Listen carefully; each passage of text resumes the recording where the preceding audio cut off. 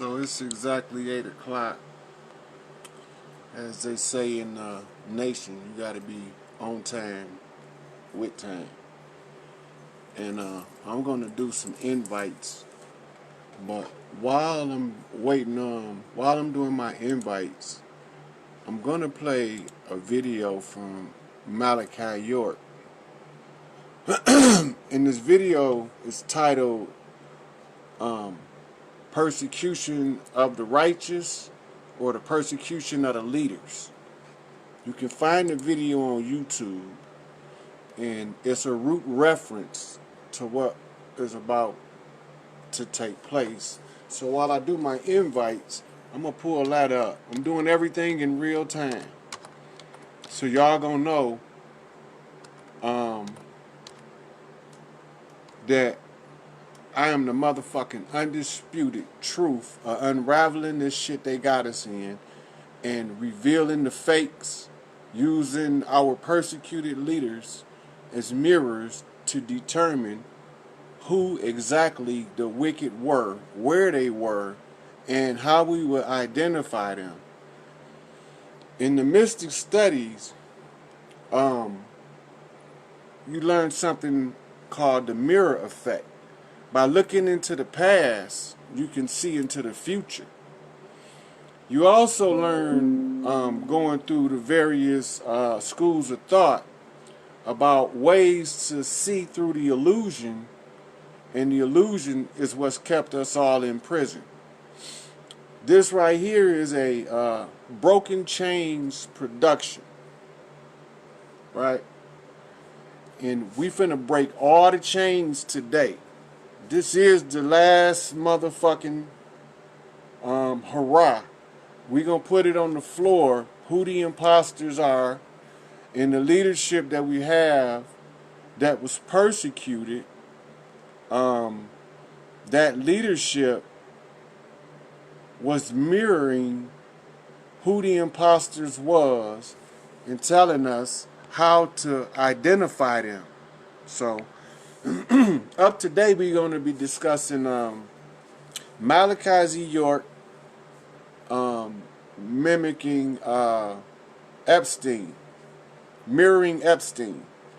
We're going to talk about Bill Cosby mirroring Weinstein. We're going to talk about how Oprah was used to reveal who Weinstein was so that he could be exposed, using Bill Cosby as a mirror when I come to tell y'all that these motherfuckers about to pay. Right? So all our leaders that laid down a plan, and the plan was to call forth the only person in the history of the world they know could unravel any evil, no matter how dark, twisted, and wicked it was, and find out who the truth was, where the lie lied, right? And so we know of the 7 African powers, and we know of the lowers, and we understand that these are what you call ancestral spirit forces. Some of us are familiar with Kabbalah and the Kabbalistic school of thought and things of that nature, so you understand it as being the Sephra, the Holy Sephra. Some of us are from the philosophy school of thought, and we thinking about the Ein Sof, right? The Ein is the A-tone. Now, Farrakhan told y'all that at the end, y'all would hear the A-tone. And when you heard the A-tone, we would be at one. Now, there's a couple more things that has to take place, right, before the A-tone is played and identified. Now, I am the one who holds the sacred A-tone. When I sound the A-tone, everybody is going to know all of the fucking games is over, the gig is up, The devil is exposed, and we about to run their ass out of here.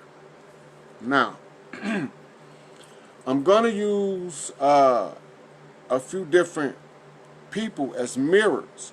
My personal mirror, in order for me to see clearly the scheme, was Tupac Amaru Shakur. When you say a traveling man, you go around and you collect the keys. And as you collect the keys, you cash in a receipt, right? Cashing in this receipt moves you to another class, right? Once you get so many, then you have what you call your relics. Your relics tell a story, right? So now, what Tupac was doing, you need to understand this, is he was going all over the world setting up mirrors for me to look in to identify every imposter wherever they are. I'll be able to use somebody out there as a mirror to see who was behind the dirt, how to identify them, and where they at, right? And so, I still ain't pulled Malachi up because I got to get Nuwabian on here to verify the Malachi information as I use it to connect the dots. And there's a brother that I study with for many years, and I'm confident that he can keep my Nuwabian reference points intact so that I don't deviate too far while I line the mirrors up for everybody to see how Malachi was used to see Harvey Weinstein, and how Bill Cosby was used to see, Malachi was used as the mirrors for Epstein. Cosby was used for the mirror for Weinstein, and Oprah was the lookout. She was the one telling us cues, right? So Oprah got a lot of flack for defending Harvey Weinstein. She knew exactly what she was doing. Now, also is going to come up, we're going to end up touching on what's going on with football with Jay-Z. And we're going to touch on the unifying of all of the gangs in the country with what they call a sacred union, right? Because when you have discord, and divide and conquer is the method by which the discord is created. When all of the people don't feel comfortable, at ease, and at peace with the conditions of earth, all of the royal bloodlines of the planet offer up a key to their kingdom to the one who could rid the planet of the evil.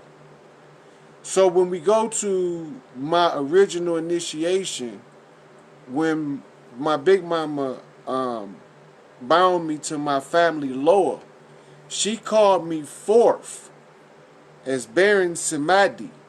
I was a little boy, about 4 years old. I don't know what the hell a Baron Samadi is. And she told me, baby, can't tell nobody that name until you old enough to take care of yourself. Because that name hold power. And that name is the sacred key. And she told me that as I grew, I would be able to see things that other people could not see. And people would think that there was something mentally wrong with me because of this. And she said, if you trust your big mama, baby, don't fret. Hey, Chanel, don't fret. Just hold your composure, is what she said. Let them say whatever they like. And she gave me a biblical reference. The biblical reference that she said is they spat on the Christ. You're not better than the Christ. So don't think they're not going to spit on you as well. She say, but if you hold that name, It's going to wake you up.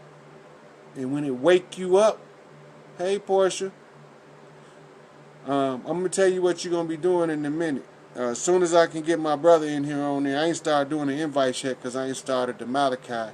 I was just trying to let some people get in and see who I needed to see. Right? Anyway, so as I started growing up, occurrences happened in my life that now make sense. But as a child growing up, going through the experiences, I didn't understand what I was experiencing, but I knew that it was for a purpose. Because my mama said that the Lord not going to put nothing more on you than you can bear. Right? She said, just when you think you're about to give up, she said, that's when the Lord picked you up. She said, all you got to do is seek the kingdom of heaven and all the rest of it will come. So I thought about that for a while, and I said, Mama, what you mean seek the kingdom of heaven? How can I find it? And she said, you know, you might have to be like Solomon. Solomon was the wisest man that ever lived. And she said, if you seek wisdom and you be sincere in your heart like Solomon, then you get the wisdom that Solomon had. The Lord will call you into heaven. So begins my journey. Now, I'm gonna pull this Malachi video up.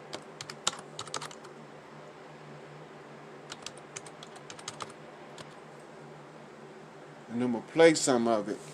Now, I'm gonna be doing invites while this is playing, because y'all need to understand that Malachi, this is called sounding an alarm in the mystery system, that there is this extreme evil that's been taking place, that's been discovered. And so when you hear him say that they sacrifice themselves, the Illuminati, you got people sacrificing themselves, this is exactly what they talking about, what I'm finna explain to you now. The sons of righteousness have to show the Son of Man where the wicked is by exposing themselves to a ridicule as a sacrifice of themselves. Self-sacrifice is the highest form of sacrifice. Self-sacrifice. So they sacrifice themselves so evil can be identified so that it can be cleaned up. Now, if you don't know what the enemy look like, how do you identify him? Right? You got to have a means to identify him. If divide and conquer is the strategy, and you are not in a position to conquer it at this time, how do you approach it strategically? You put a dog in every fight. You keep somebody locked and loaded in every fight.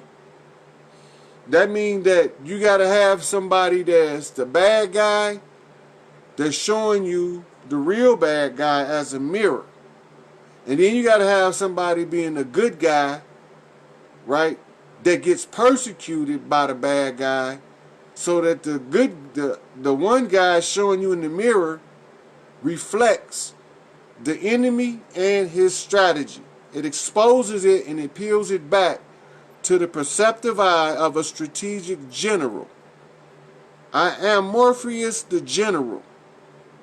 Morpheus Mysticus Megas, the emissary of light, the redeemer of the righteous, the condemner of the wicked. I have been called forth to balance the scales of justice. Mother Mott watches over. Because of the level of information we're going to be going over, it's going to involve Portia having to pull up references and tag them in the video so they'll be there when people go back and listen. They can verify what I'm saying with the reference. Right? So now we do invites and we play Malachi York, where he's giving me the keys. He's telling me, all right, man, I'm about to dive on the grenade. you have to pull me back off of it in order to expose the devil, the true wicked devil. Also, before you do that, you have to dot all your I's, cross all your T's. Everybody have to agree you can handle the job. The only way you can prove that is you have to marry the red lodge to the blue lodge. Now, this is my Farrakhan reference for you. He say every now and then there is a blue star and a red star rising. This is what he's talking about. So the chaotic nature of the resources, you need somebody that can control the chaos without falling apart. So as we go through these tumultuous waters, we be guided by our researcher, Portia, coming out of the camp of Ganesh for the memory, and from Hathor the cow that gives substance. So this is telling me to use her for my research purposes while we do this. Now, listen what Malachi say.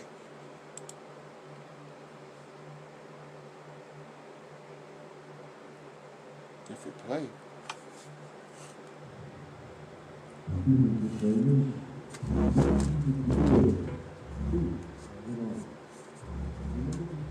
It's not acting right. I might have to go get another, yeah.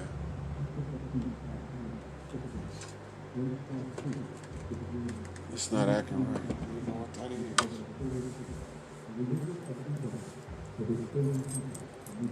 But in this video, Malachi is talking about the righteous being persecuted solely because they righteous. Still not playing. Something on my speakers and I don't know what it is. Alright, so maybe we can get maybe when I see, let me see if I can get I'm just gonna flip it over and let y'all see what the name of the video is, and then I know what I'm talking about. This is the video of Malachi talking. You see right here where it say the persecution of the leaders? Right? So this video, Portia, pull it up, patch the link in so that they can hear Malachi calling me, telling me he's vexing the grievance that he's about to expose himself to persecution only for the sake of righteousness. This goes to Revelations 2:10, which is the anchor for this video, right? So now we about to go into the book of Revelations, the 2nd chapter, verse 10. We finna, I know the works in the tribulation, I know thy works and I know thy tribulation of those who say we are Jews and are not, but do lie, but are the synagogue of Satan. So what I have to do at the end of this, by the end of this video, y'all got to have enough references to know exactly how to find the devil. Where you can exactly know who he is, you can exactly know what organizations he's represented by, and you can exactly see him bow the fuck down, and you can get to see me identify a lot of my dogs in a lot of my fights. Tupac was a globetrotter. He set up a lot of mirrors, right? He gave the world what we call in the system a massive left bump with right intent. So the way that he went out is deceptive. It's strategic and it's purely military, right? So you hear Tupac saying that I did everything righteous by the code of war, right? So him doing everything righteous by the code of war, me being a student of military strategy already, I'm watching his moves and I'm noticing anomalies. I'm noticing things in the moves of Tupac that's not normal for a musician alone. Now I have to watch it. And this is when, Tupac get in there and he tell y'all in his Clinton correctional interview that if he got successful, this next dude not gonna have no mercy, right? So I have that, which is a video he did. Let me see, what is it?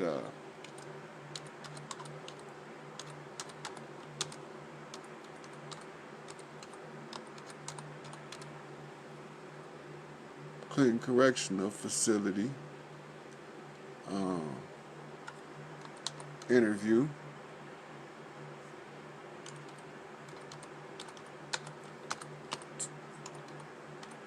Now, I'm going to tell you some anomalies I noticed about. Now, this is the Clinton Correctional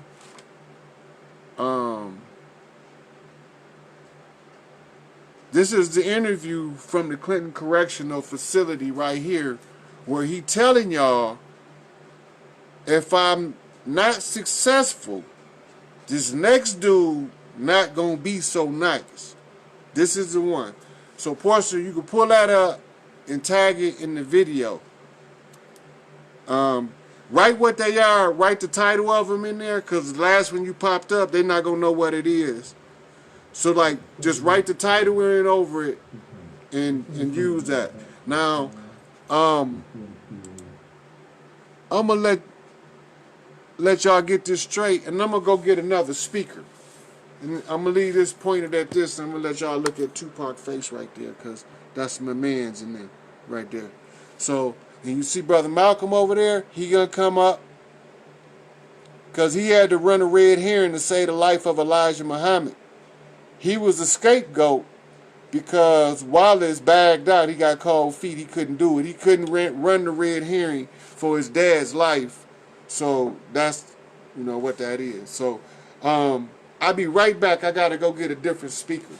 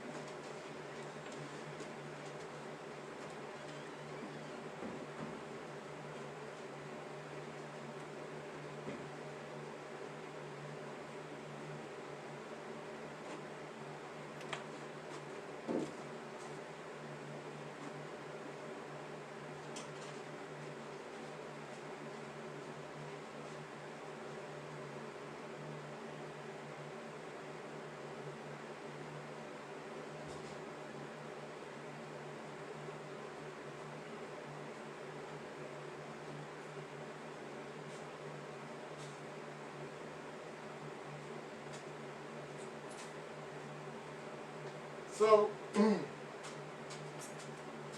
getting back to the business at hand, the gates of Kepra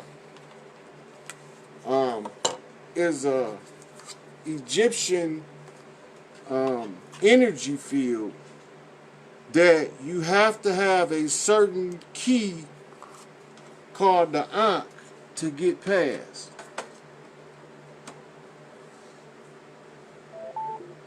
So your key, you have to find the Ankh wherever it's at. It's a very specific Ankh. And it's going to come to you But you have to identify somebody out of the house of Bast, right? Who's going to be holding the key. And it's going to be somebody in the family or close to me that's going to be my mirror, that's going to allow me to find what Bast look like, who she is, and what she's doing. So, put this other speaker in right here. Maybe we can hear some of the stuff I'm saying so y'all can have a better frame of reference for what I'm talking about. See if it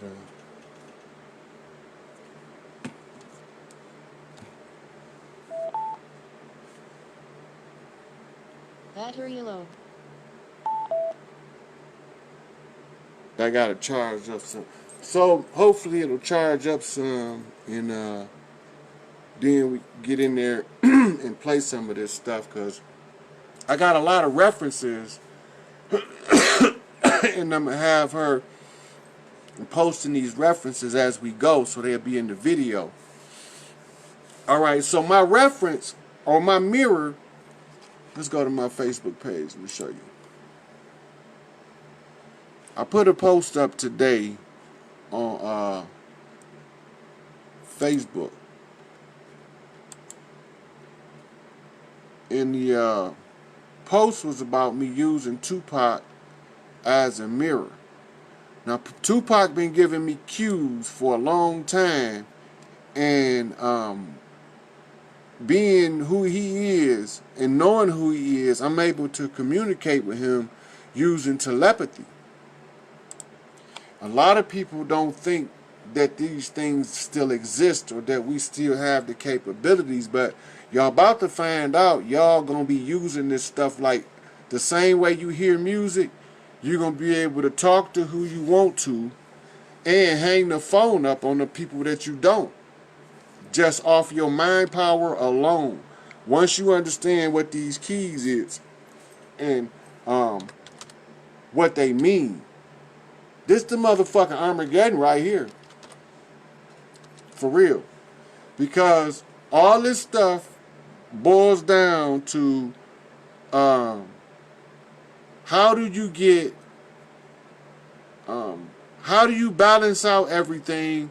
How do you find out, like, how do you get the oppression to stop? How do you get the misery to stop?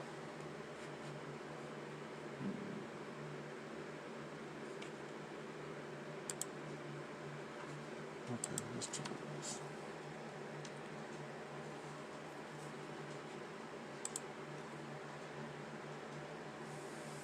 See if we can get on my Facebook so I can pull up some of my posts. Everything, I can just go read through my posts and give y'all all of the facts y'all need. But we need to show how the mirror effect work. And what I'm going to end up doing is I'm going to get a writing tablet and I'm going to write it out for y'all on paper and let y'all see how I'm using it, so that y'all see that this is actual science that was handed to us by Thoth himself. Now, everybody don't know about Baron Samedi, right? So I'm going to give y'all a little bit about him. Baron Samedi is the equivalent to the destroyer god Shiva in India, and he is the equivalent to Horus and Anubis in two aspects in Egypt. Now, if you know the Egyptian sciences, if you studying correctly, right, but you're using it from strictly scientific means, go to my main page. Don't get involved in the condition, circumstances, or the emotion. Step back out of it and look at it from another perspective other than the one that they told you to look at it from. Because if you're looking at it from the perspective that your enemy told you to look at it from, how do you expect to overcome his oppression? You can't do it. Now, you see this. This is the Red Lodge. This is the Blue Lodge. This is me. I'm Morpheus the General, Platinum Back Gorilla, right? So this movie, The Planet of the Apes, cause the rule now, Portia, if you got paper by you, or if you could type it in your notepad, write this rule down, cause everybody need to know that this rule is in place at all times while you're being oppressed, right? And the rule is this: anything that they do to oppress you as a deception, they have to give you the opportunity to discover the deception and get the key. Unlock the deception and free your people. So they divide you into two camps, the Red Lodge camp and the Blue Lodge camp, like two football teams, right? Then they break each camp down into smaller camps. They break them down into Shriners, Rosicrucians, and all of these on the red camp. Right? They break them down into Hebrews, Africans, natives, what they call bush people, under the blue camp. Right? Now, in the middle of both camps, there's a rule that if a person can capture the queen of this camp, he wins. Now, in chess, you protect the king, right? But this is fifth dimensional galactic chess. So the goal, now as above, so below. And the chessboard is below. So on the chessboard, you protect that sorry ass king. He can't move nothing like a queen, right? But in the galactic realm, you know that really mean protect the queen at all costs. So they don't want to expose the queen who she is. But sooner or later, the king of the gorillas, Caesar, the conqueror of the apes, which is Morpheus, which is reflected by Hannibal the Great, which is reflected by Shaka Zulu, as a triple lens to show me to show me Chief Malik, Angel Bay. Because he is reincarnated Shaka Zulu. I know this because I could see it. I know who he is. Because when they tied the lower to me, the same lower that precedes the Baron, the last motherfucker that they let take the test, because they know he gonna be some horrible shit if these people don't listen. Right? Now watch. Now, in the course of events, the Queen of Heaven is now flipped to the right. So, in the gangbangers terminology, right, I am the G that flipped the P that married the two nations. Now, I'm going to say that again in case there's any vice lords, any stones, or any gangster disciples out of Chicago need to hear this. I am the G that flipped the P, right? That captured the queen, married the two nations. I'm the stone the builders rejected. I come off the 21st stone. The G stone of Larry Hoover as a gangster disciple in the blue camp. Right? My knocks came from the Gorilla Clan, out of San Quentin, out of Soledad, from the Soledad brother himself named George Jackson. I got a triple knock on George Jackson. I got a Islamic knock from the West Coast dealing with Ryan Karinga, where he was mentioned by, he was given a left bump with good intentions by George Jackson. When I see this, I watch. And then I see Ryan Karinga and them trying to protect Betty Shabazz. So I watch as the watcher. Then the grievances begin to roll in, right? So what grievances am I talking about? Malcolm X, the ballot or the bullet. Major grievance, the ballot or the bullet. He's telling you there to investigate politics, right? So now the grievance is about politics. Write that grievance down in a separate line, because I'm going to have you take a picture of the paper at the end to show them everything that's written down so they'll know what all we had to deal with today. So the ballot of the bullet says that the political system is something wrong with it. Malcolm telling us we need to look at it. Malcolm gave us a clue. What's the clue? He said you don't fight for civil rights when you need to be fighting for human rights. And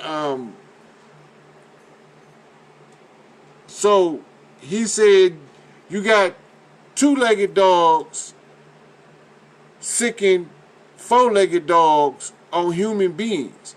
That's inhumane.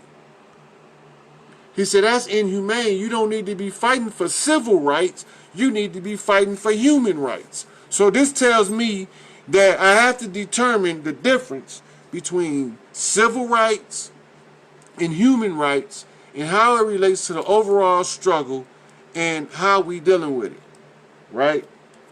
So now I'm trying to bump to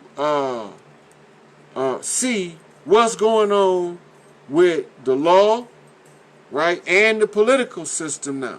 So now they're sending me to different places, right? They're sending me to different places to investigate a grievance.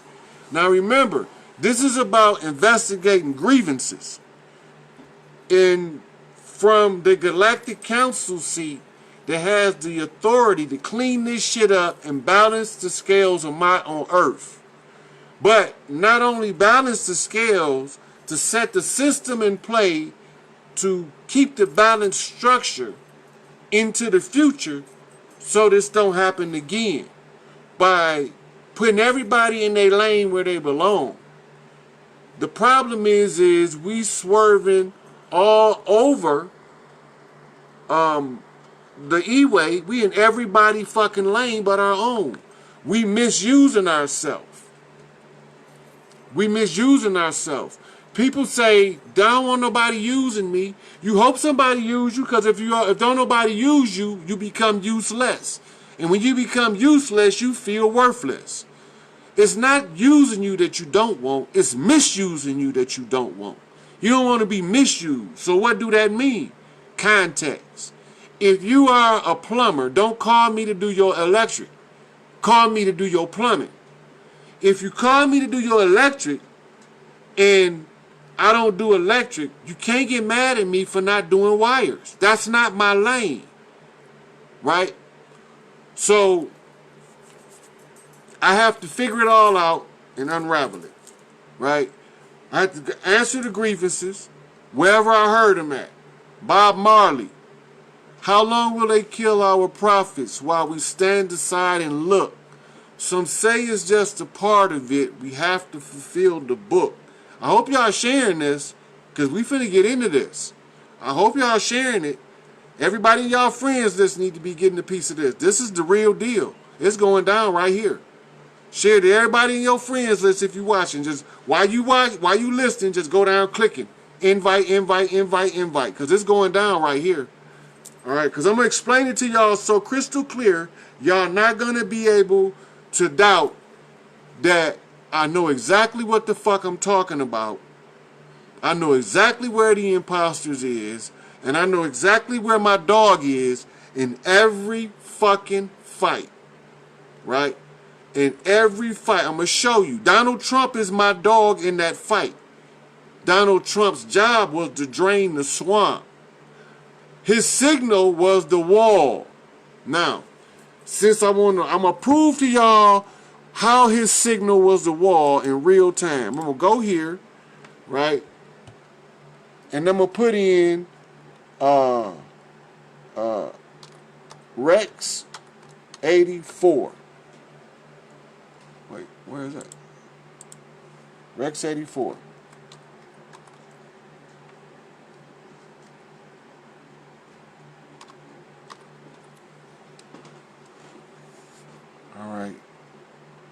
Then you see it pop up. Now look, short for Readiness Exercise 1984 was classified scenario and drill developed by United States federal government to detain large numbers of United States citizens deemed to be national security threats in the event that the president declared a national emergency. Now look at here. If the president declared a national emergency, this readiness exercise right here that y'all looking at goes into effect in their national emergency. So now, the only thing we need to know now is what the hell is Readiness Exercise 1984? Where did it come from? Who wrote it? What does it mean? And how does it have to do with the wall and Donald Trump cleaning up the mess?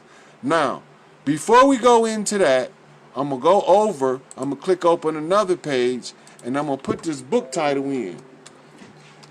This was my dog. He was given the torch by Aldous Huxley, right? And this is George Orwell, who gave me the clue where to look to find out who was behind the dirt, what devil to look for. You see this say George Orwell, 1984. This is the name of the book. Now listen to the plot of the book.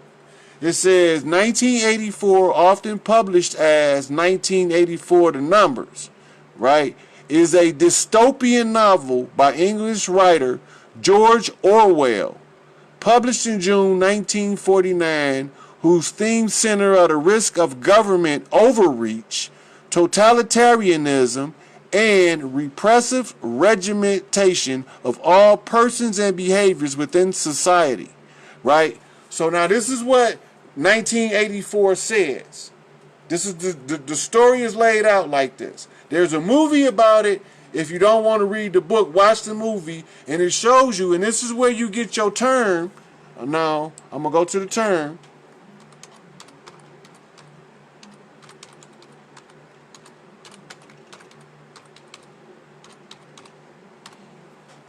You see that? Big Brother is watching.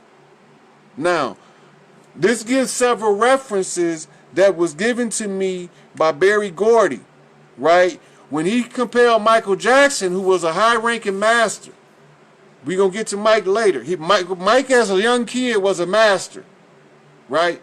So, Barry Gordy compelled Mike with a bump left with right intent. He forced Mike to do a song with his son, Rockwell, right?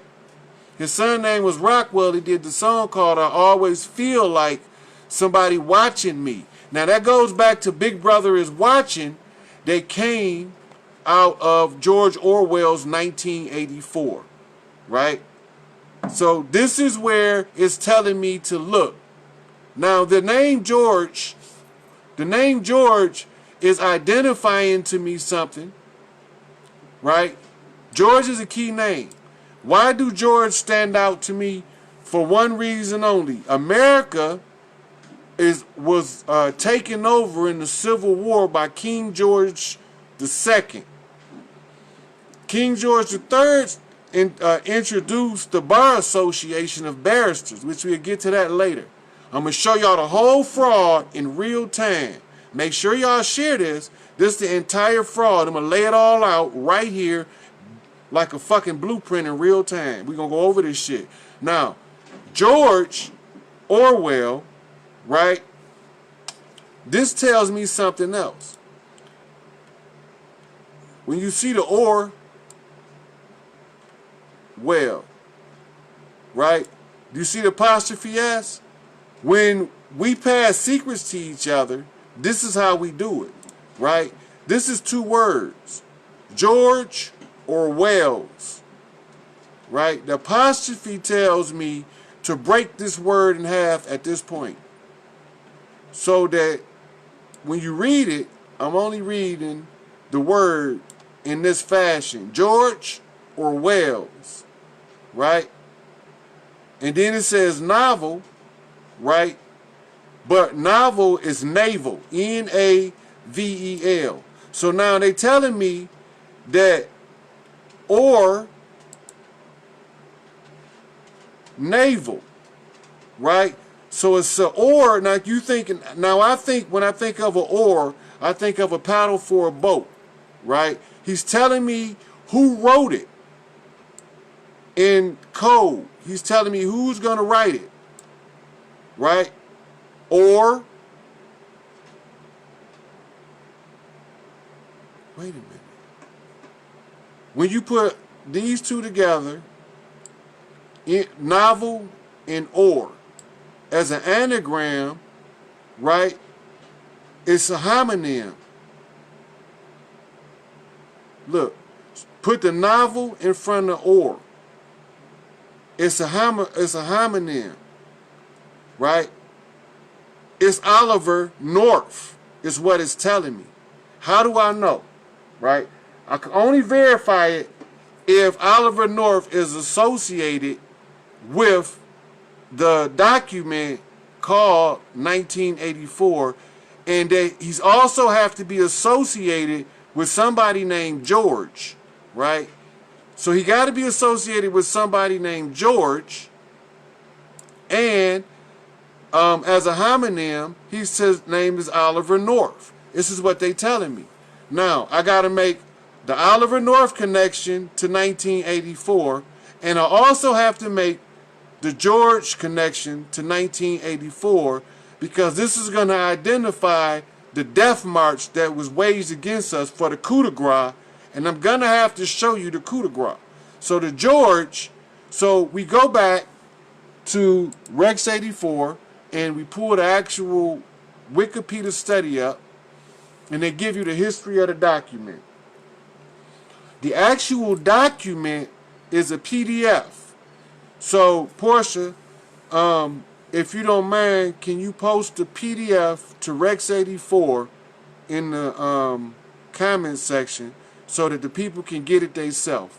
Now, the Rex84 program, the first thing we want to know is, who was it written by? Look right here.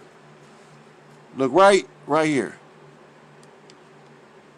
Colonel North. That's Oliver North.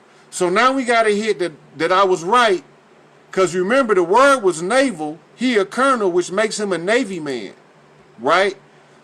And then when you put it with the or, it gives you the homonym, and it sounds like he's saying Oliver North. But he not, but it sounds like it. Using the mirror, this is who he identified. But now what's the George Bush connection to this document? We're going to get to that in a minute. But we're going to first deal with this. And we're going to say, what is this document, Rex 84? We already read what it is, but let's get a little deeper into it.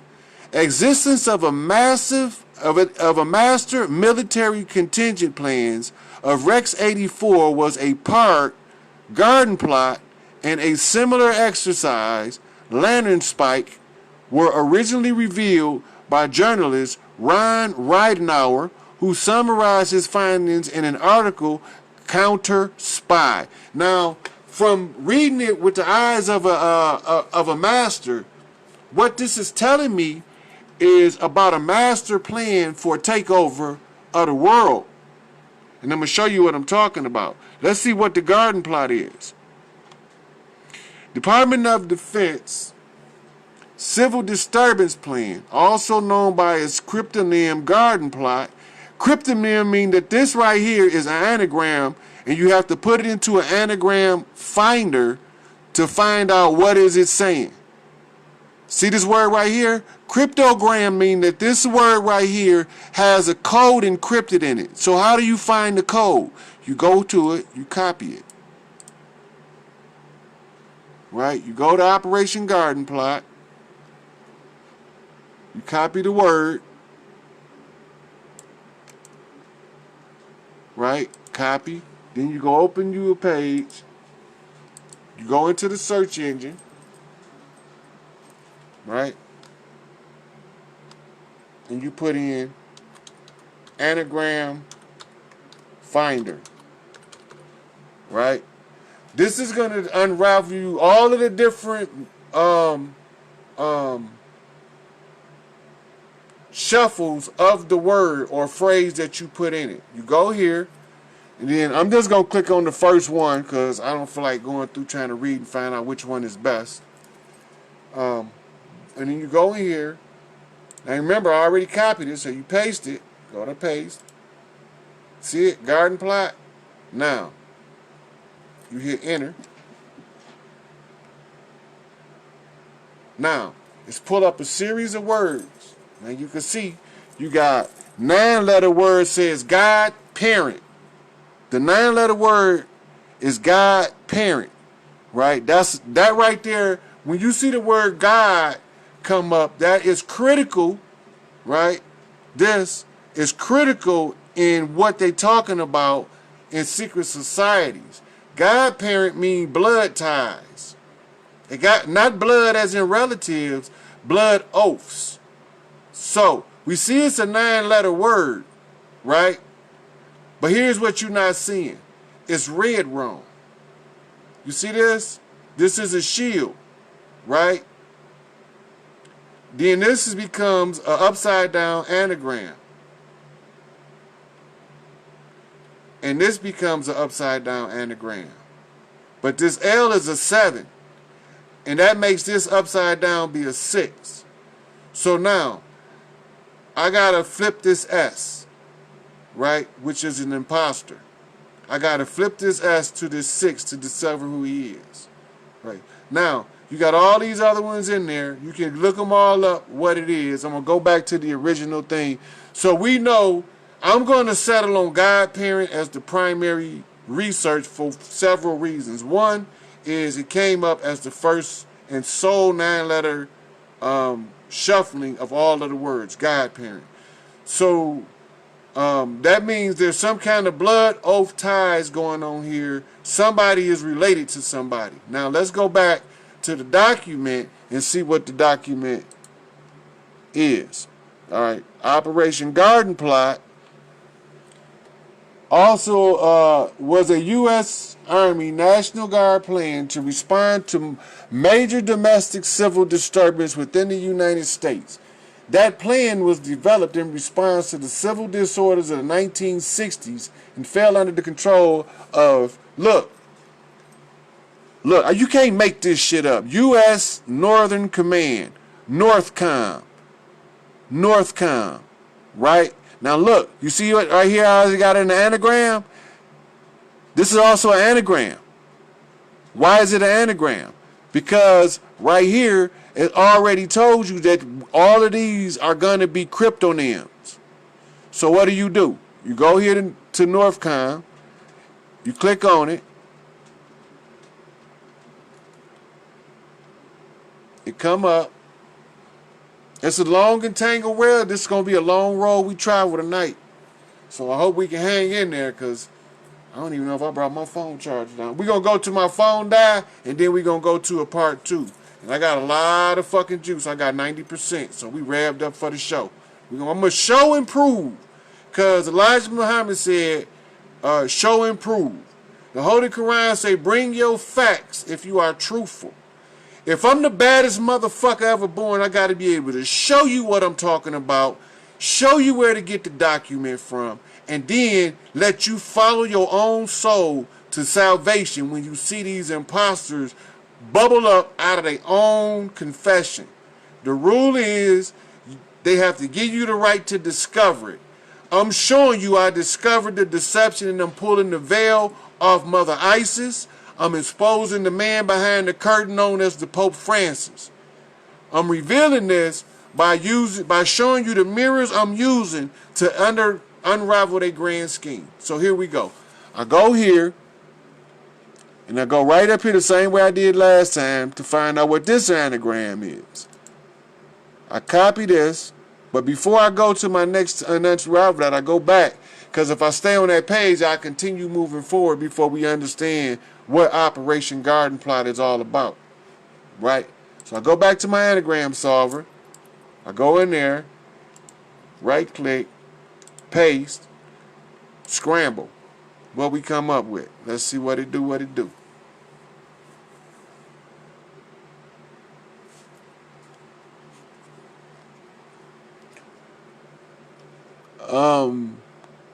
This is dealing with time. Everything is coming up as homonyms for chronos, right? So that's telling us that there's a time limit in this paperwork. They laying their time limits down. 1984 is when the time limit's being laid down. Now look, we're talking about readiness exercise 1984. Look what date pops up out of the blue. We're not even talking about this. Why is this popping up in 1984 out of North Command, right? These are the questions that we ask when we're trying to unravel the dirt. We ask those type of questions. But we're not going to deal with 9/11 until later. Because 9/11 was the coup de grace. That was the third knock that they was about to try to take over. And we're going to go through each one of those and give you the references for it. Once I explain to you the rule, you understand how they was communicating and how I was watching it as it was unfolding from behind the scenes. So I can come out and expose this bullshit to y'all so we can run these imposters the fuck up out of here. Outlaws in this bitch. Morpheus the General, the bitch nigga cleanser. About to be in this motherfucker like Adolf fucking Hitler. Black paperclip motherfucker. We about to get this shit in. Now, we go on from Northcom and say it provided federal military and law enforcement assistance. Now look what came up. Law enforcement. Now we dealing with the police. Now we dealing with y'all see it. The police is involved in Operation Garden Plot along with federal military, right? Out of North Command. That's what this is telling us, right? So what we seeing people getting shot in the street, y'all, this is a military move. It's telling you right here. In their own shit. Now, Portia, go into this page, pull up the Operation Garden Plot actual document, and post the PDF in the link so that people can read the actual document for themselves. Look what else come up. Homeland Security.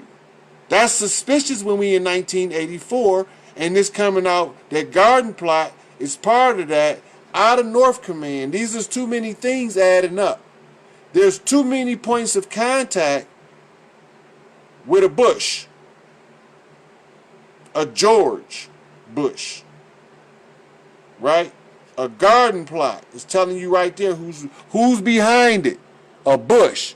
It's a plot. It's a Garden Plot by Bush, by that old wrinkled up motherfucker that we executed for being the motherfucking monster he was, drinking baby blood, sex trafficking little kids, running a rape campaign, prostitution rings, the largest drug cartel in the history of the world.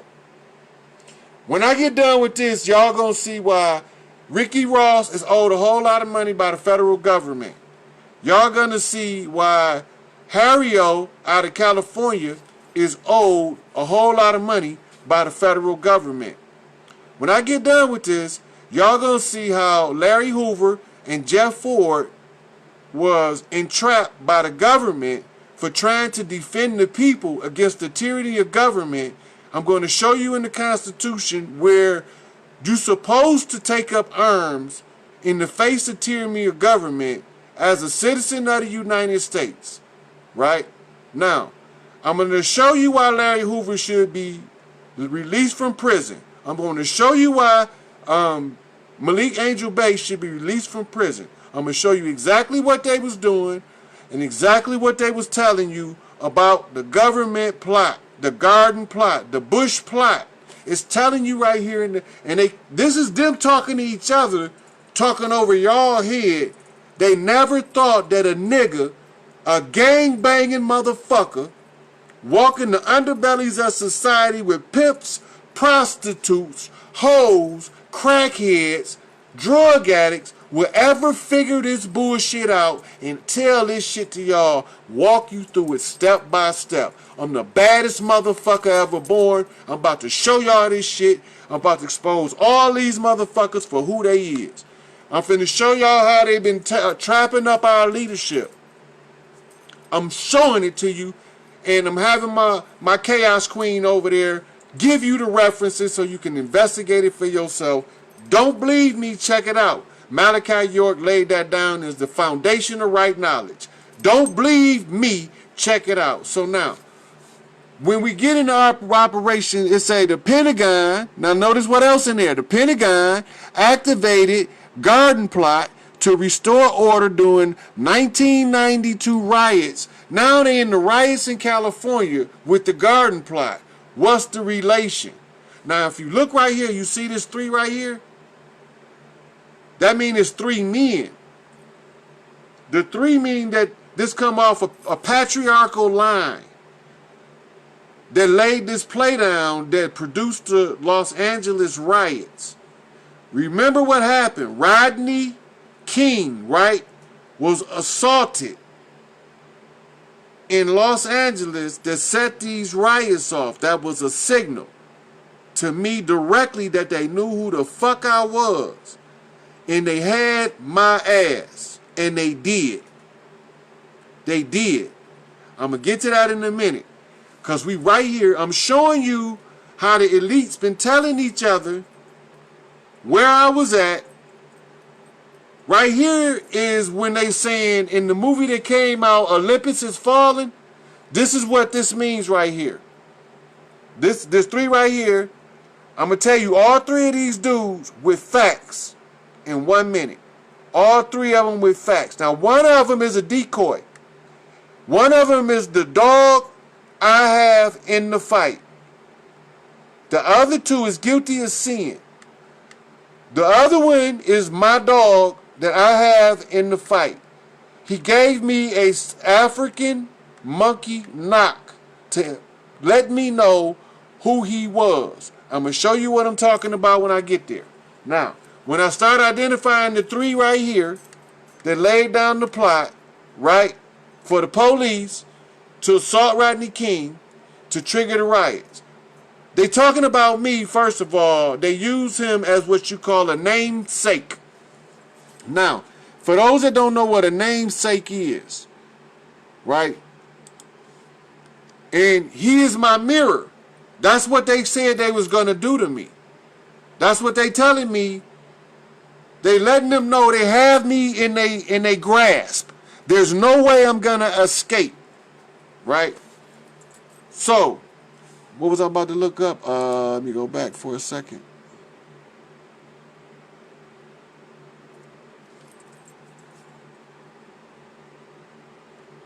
Okay. The 3 guys. Now, let's go over the 92 situation. Let me pause for a second, y'all. I'll be right back. It's going to pause for a second, but I'm going to be right back on. Alright, I'm back. So now, I'm going to show y'all how this works. I'm going to show y'all what a namesake is.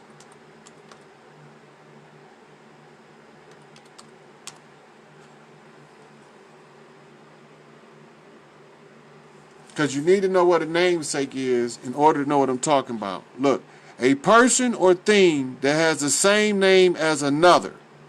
You see it right here? A person or thing that has the same name of another. Now, his name is backwards. I'm the king. I'm King Rodney. Now remember, this is 92. Right? This is 92. They talking about me to each other over our heads. At this time that this is going on, I'm fucking clueless. I'm fucking clueless that they making fun of me out in the open. Because I don't know how to read their signs yet. Now I can show you. Now, using the mirror, if you spell it backwards, his name is King Rodney. Now, I'm going to type in here for y'all to see. On May the 5th, watch the date. 1992. Right? Oh, I got that. Got that old 2-bar cane up there. See him right there? He watching. That old 2-bar cane. Alright, so look. That's 5592, right? That day right there is the day I got locked up in Chicago, and this journey began to wake me the fuck up. Now, I wanted to show y'all this date, 5592, because the next thing I wanted to go to is what date was the Watts riot, the 92 riots, because they was already watching me.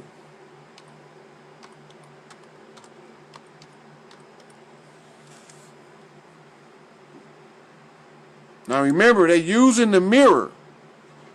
They using the mirror to show each other where I'm at.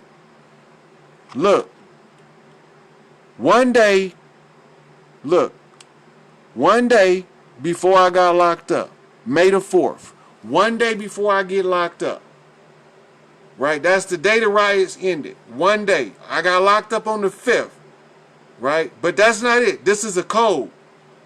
Now watch me flip this shit on their ass. Right?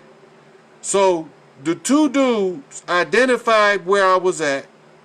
How do I know it's two dudes? These two sixes. 6 is the number of man, remember? They 9s to y'all, but to me upside down uses, because they already showed me the mirror when they called him Rodney King. I'm the fucking king.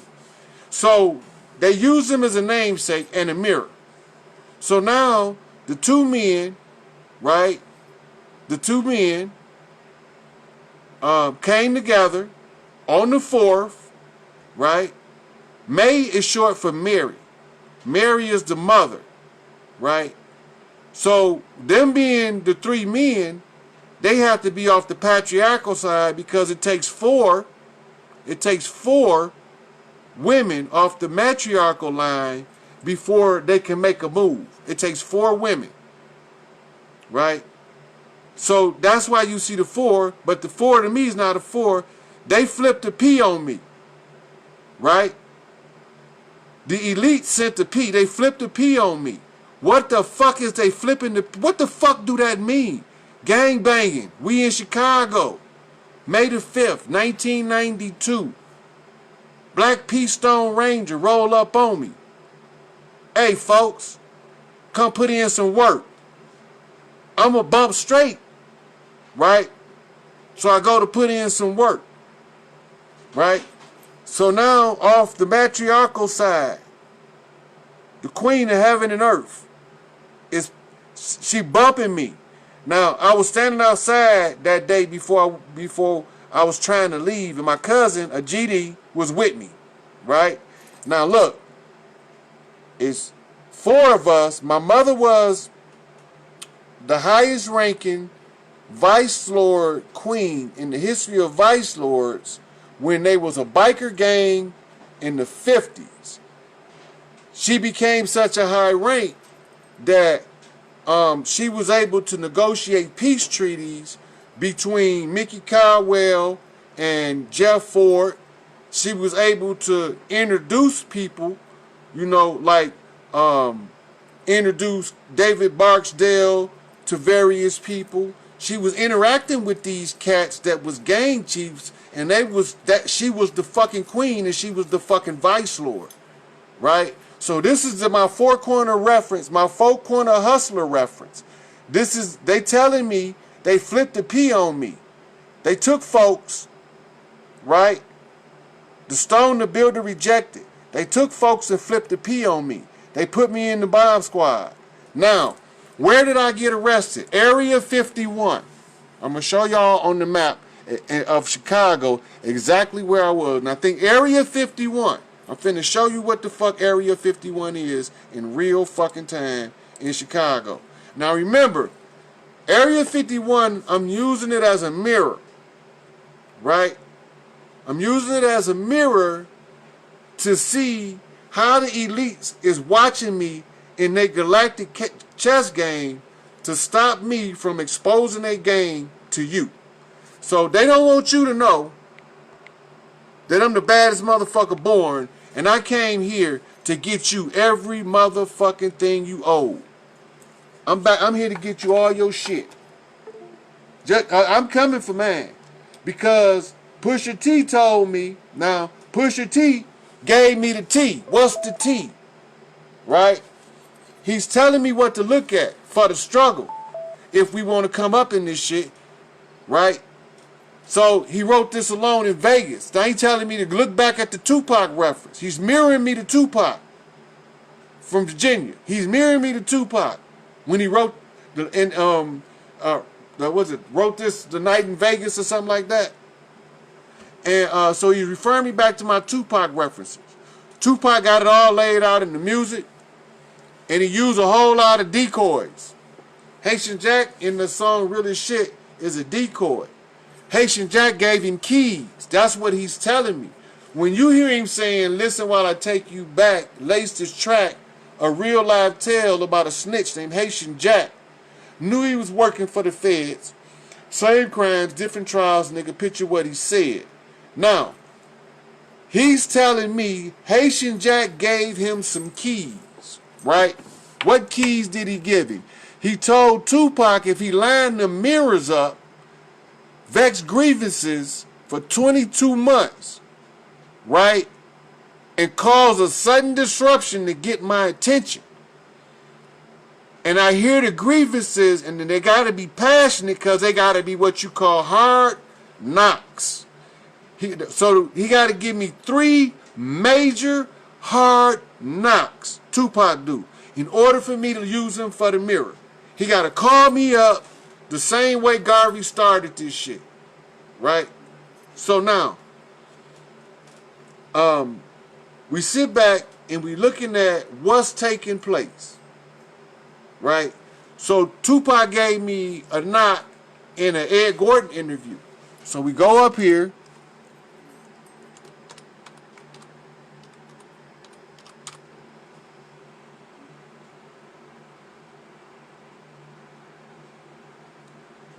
Battery low. Please charge now. Let's see if it'll play.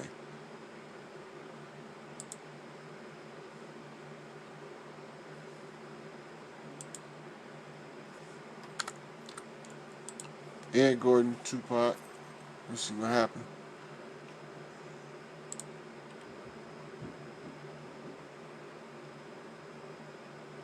If you ever buy anything from Apple, you should use Wikibuy. It's a browser extension that automatically applies coupons. Now this right here is a painful knock to me. Business that hasn't been shown before. You know, I have a whole energy that represents not just black youth, but white youth, Mexican youth. You know what I'm saying? That change right before you go from being 18 and unresponsible to when you go to being like 21. Man, that buffering. All right, so now look, Portia, you see which one this is, Ed Gordon interview? But it's a critical point in there. 22 and the whole world's on your shoulders. I believe strong. I got the right internet hookup. I don't know what the heck going on. Only that my audience empathize with me because I show that side. I show that emotion raw, uncut, good and bad. And so I think I can bring that more frontal. All right, now, he just gave me 2 keys. He just told me that he showed both sides of the coin. That's telling me he used the mirror to show me where the impostors is hiding, right? That's what he just said. Now listen to what he say. More directed into screenplays, more albums, producing, managing. You know what I'm saying? If I can Now he's telling me where he's showing me the blueprint. Now remember, his code name is Machiavelli. Machiavelli was a Italian philosopher who was assisting a guy named Leonardo Medici, right? They called him the dog, meaning the jackal, the black dog, right? So now this is who he's using. He's telling me that he's mirroring the actions of Machiavelli because he know I'm going to come up as Leonardo Medici. Now the word Leonardo mean lion. Leonardo, Leonard is variants, and they mean lion, right? Medici is the reference that gave me the knocks that he is in contact with what we call over here La Cosa Nostra, or what they call in New York the Five Families. The Five Families and all knocked him in order for him to give me the references that he's giving right now. So where did this happen? Before we go any further with that, I got to show you when it happened. Now, go here, YouTube, put in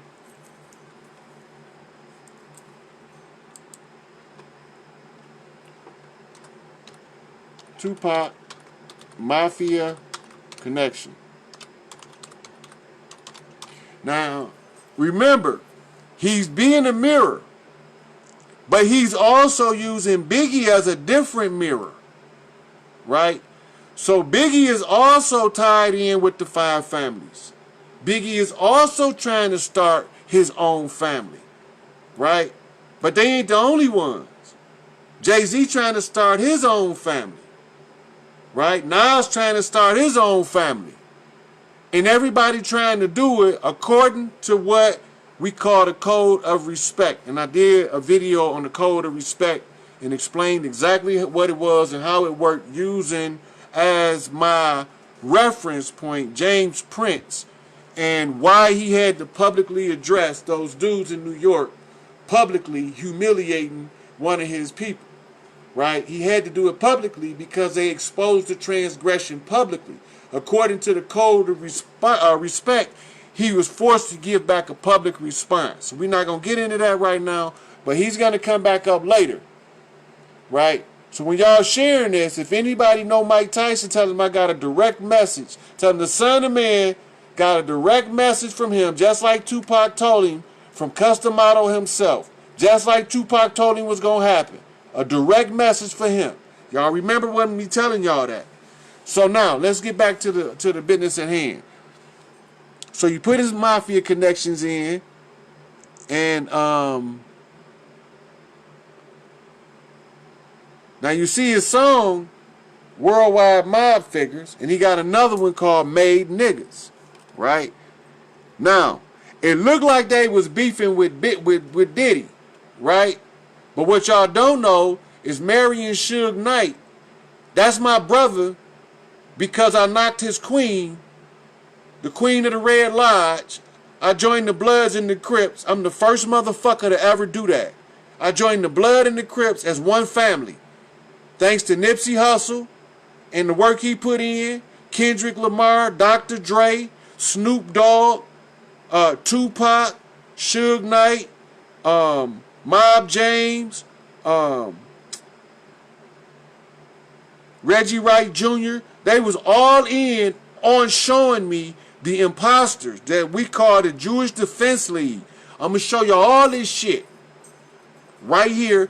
Now, I'm going to have to take some breaks, and it's going to be did in parts, because it's a lot of information, and it got to be broke down in the bites, so it's going to be overwhelming for y'all. But as long as my Chaos Queen can keep posting the references as I tell her.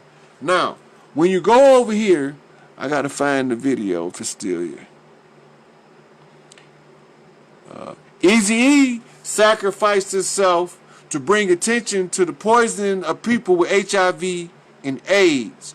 That's why Mary and Suge Knight said that they're doing now is they injecting people with AIDS using the syringe. That was Suge Knight telling me what Eazy told him they was trying to do, and the gig was up. They got caught. They did not infect him, but now Eazy got to go into hiding or they gonna kill him. So Eazy go into hiding, exit Eazy-E, right? Enter Tupac Shakur, right? In Digital Underground. Look at the names of the Digital Underground. Now, in the Digital Underground, Pac was called the Rebel of the Underground. What the fuck do that mean? The Rebel of the Underground mean out of all of the motherfuckers on the Underground, he move in a different direction from everybody else. Watch that motherfucker. That's what it means. He's going against the grain But he's doing it to show the mirror, right? I'm trying to find this video. This is when Tupac endorsed Donald Trump to me. If it ever come up, this slow ass computer. This Tupac endorsing Donald Trump using the mirror, right? He using the mirror. He's talking to me through the mirror effect, and I'm gonna show you when he cue me that he's talking through the mirror when he do it. Cause remember, when he left, he broke the mirror. This world is such a and when I say this world, I mean it. I don't mean in an ideal sense. I mean in everyday. Now you see that? Now look what he said. I don't mean it in the ideal sense. I mean it in the everyday realistic sense. Those are two opposing point of views that says that there's a mirror being set right here.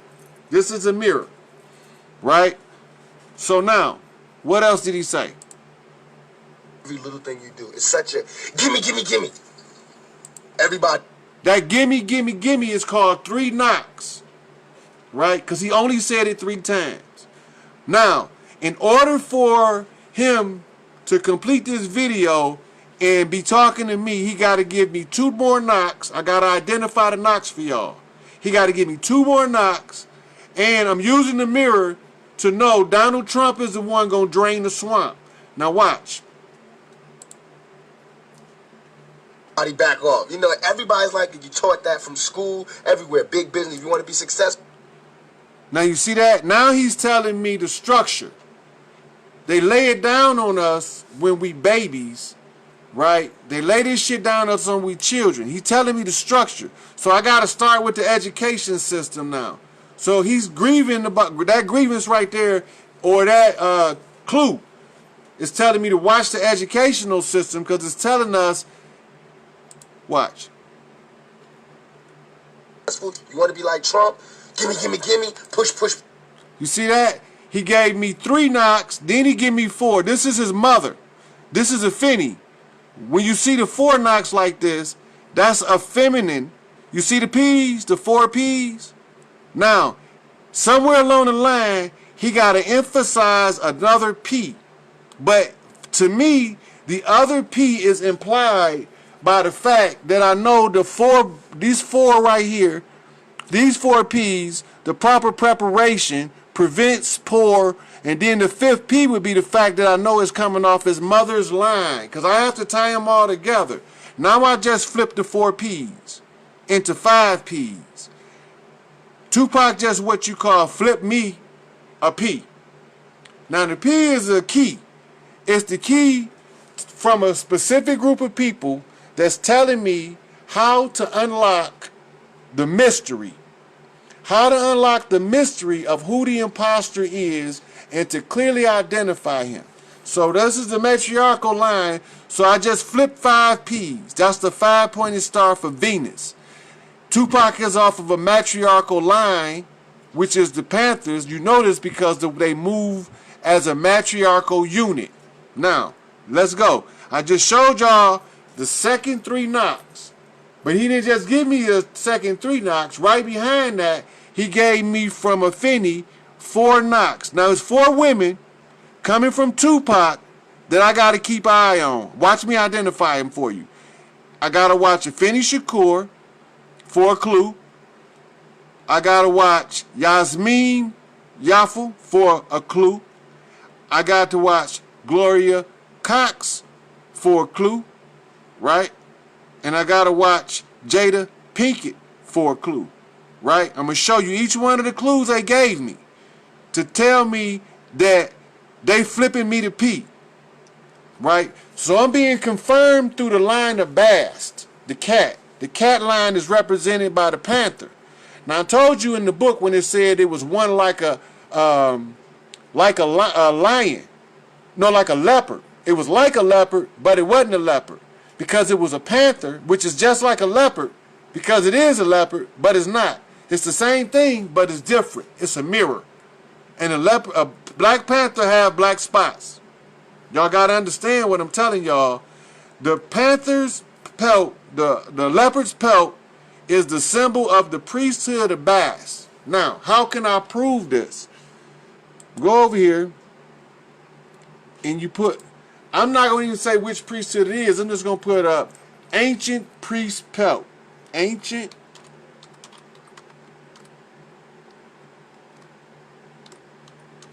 priest pelts. Check this out. I'm going to show y'all this shit. Y'all eyes going to see right here. I'm going to show y'all all of the imposters and how I found them. Right now, go over here to images and we look for the leopard. You look for the leopard print and you'll know that you're talking about a priestly line. Now, the first leopard print I see, I'm going to pull it up for y'all. Here you go. Come on now. Playing games. Over here. You see it? Where you go? Fuck over. You see it? You see that leopard pelt? This is an Amun priest. No, this is an Atian priest. This is an Atian priest. Now look. Look, this is the Pharaoh of the White Lodge, the White Light. This is from the Melchizedek Brotherhood. This is called the Brotherhoods of the White Light or the Brotherhood of the White Temple when they had this one on. Right? But it also shows that he's coming out of the Red Lodge. See that red? He's coming out of the Red Lodge, which is the matriarchal line. Right? And you see here how she's facing to the right, to his right. He flipped the P. Look. Remember the bandana Tupac wore on his head? This is what he was showing you. This right here. This is what Tupac's bandana mean. Right? This right here. It's the same thing as his bandana. Mine is Native American, me wearing the do-rag. I'm going to show y'all that as well on my Facebook page. I got somebody sent me a post verifying what I had already told them because people keep asking me about my do-rag. And I'm from over here. I'm Quetzalcoatl over here. Right? I'm the baddest motherfucker over here that had to leave over here and go over there to clean this shit up over here that these Babylonians laid down. Now, once we got here, right, you see that the priesthood wear the leopard pelt. Look at there. Another one. That's a whole different picture, whole different priest. Look. I didn't even put leopard in with the search. Look. Now here's the Black Panther right here. You see her? The black leopard. Because you can't see the black spots, you have to put them on as white. Use the mirror. Right? She's bowing to the queen. She's a priestess. She's anointing her. Right? She's giving sacrifices and she's paying her duty. Look, they got all of the foods back there. I'm showing y'all this shit in real time. There ain't another motherfucker on earth gonna show y'all this shit and break it down like this. I've been trained by the baddest motherfuckers ever to motherfucking lay this shit down. I'm finna give it to you just like it's supposed to be laid out. And I still ain't did my invite, so I don't even know if it's official yet. But we going through there anyway. Y'all hope y'all doing invites. I hope y'all sharing it in y'all groups. Because this shit is important. But now, let's go back. We still have to unravel this 1984 thing. Rex 84. Now, let's go back. What's this? I was telling you that Trump used the wall to give me a knock. The wall was his rant. That was his grievance to call me forth. To tell me he's taking the job up. And I told y'all that I got the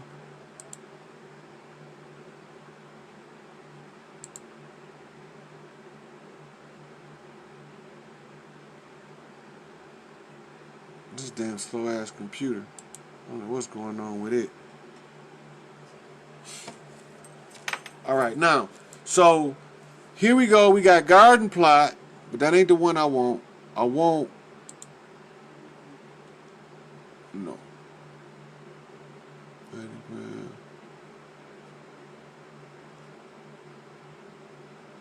All right, we go here.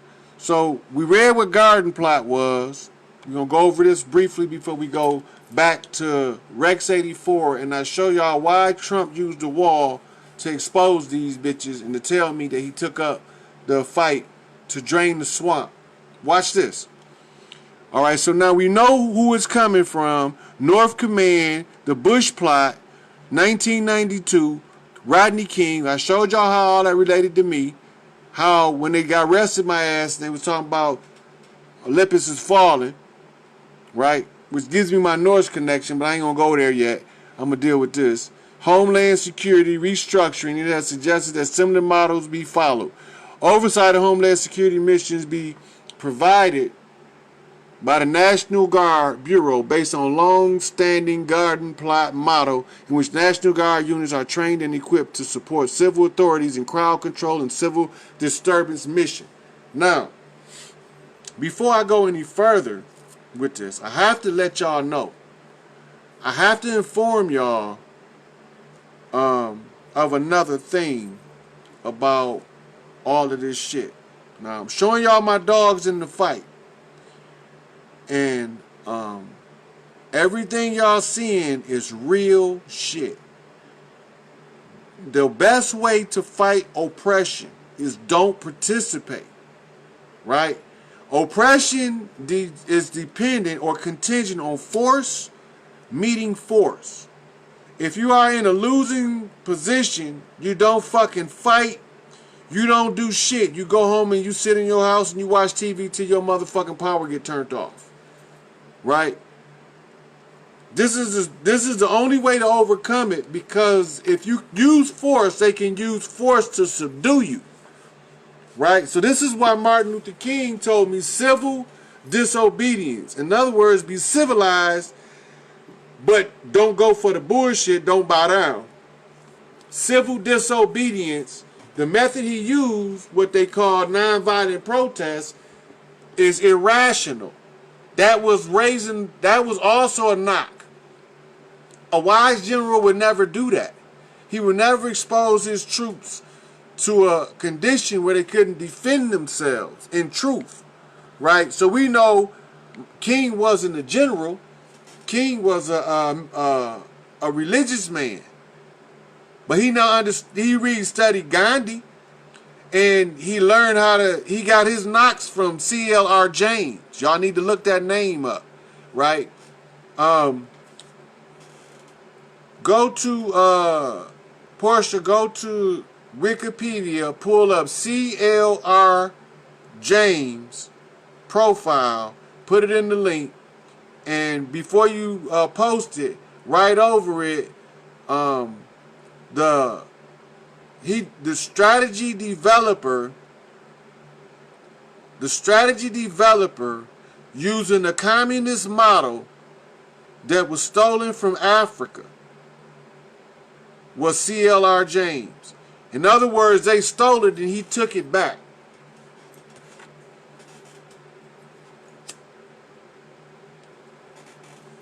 Okay, now watch this. We already got the garden plot. We're gonna go back to Cointelpro, because now we have to investigate this.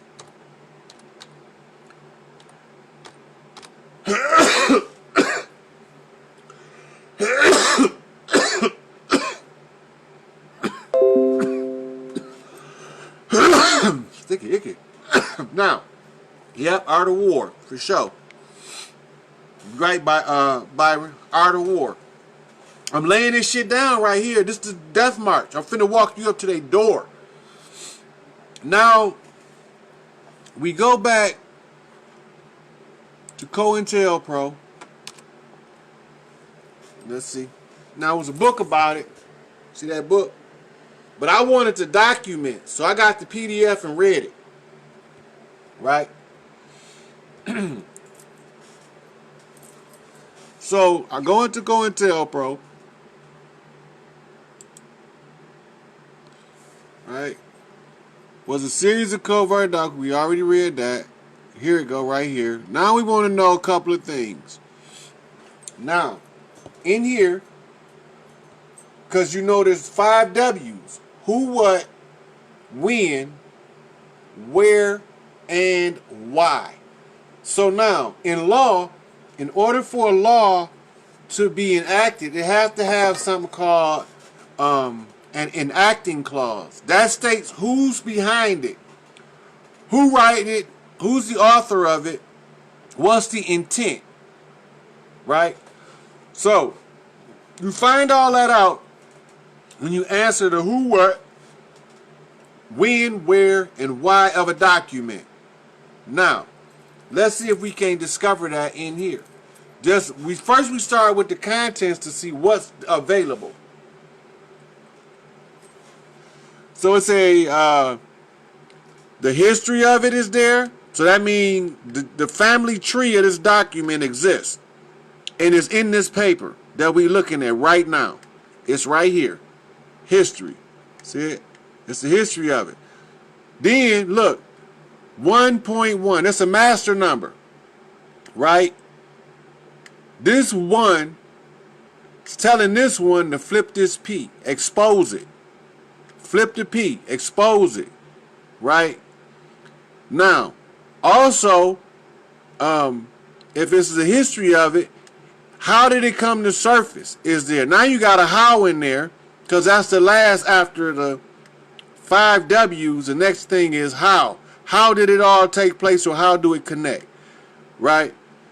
And it's a intended effects. Now it's telling you what it's for. Purpose. The intended effects is the purpose of the document. Right? The range of the targets. Who does it affect? Right? Now we know who it affects. Right? The methods. Now we know the how it works. This is how they're going to use it. Right here is in method. The method of a thing is how a thing is used. Right? Then it turn right around and say illegal surveillance. Now I see in there out the gate 11 here, 11 there, which tells me that there is a master number at play. There's some secret shit going on that's about to be exposed right now. Right? So now we done met all 5 P's and the who, the how, the method. So the first thing we want to do is we're going to scroll down here and we're going to go over the document. Right? Let me see if I can zoom out or something. Zoom my camera or something. Nope. Anyway, now, I'm going to read the history of the document so we can find out where this motherfucker come from. Zoe, I've been waiting on you, dog. I'm ready for you to chime in. Tag all the new Wabians that you can tag in here. This is important. I need, whenever you're ready, I'm finna send you an invite. I want to show them how Malachi was sacrificing himself to show us who the impostors was. And I wanted to bounce off you to show them how you use the mirror effect to expose the imposters. Yep, 1984, the book. Now, let's go into the Cointelpro. And Rabbi, pull up your holy tablets too, because I want you to pull something out about the imposters' identities and what we have to pick from to determine who the imposter is.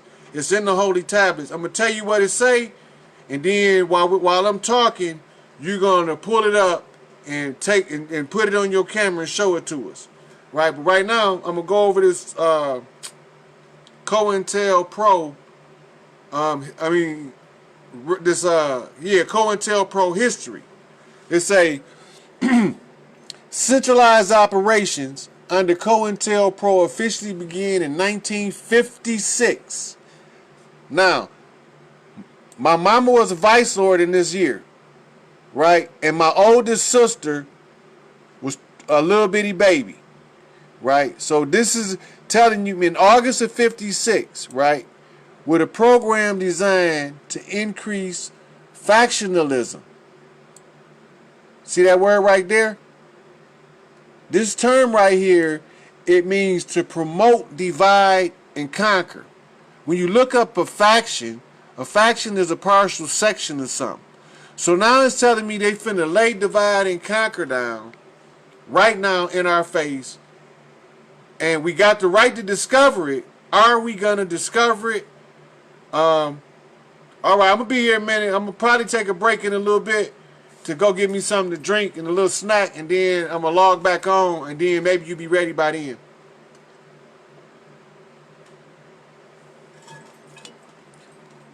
All right, so now, this is where we get lost in reading they secret language. They talking over our head.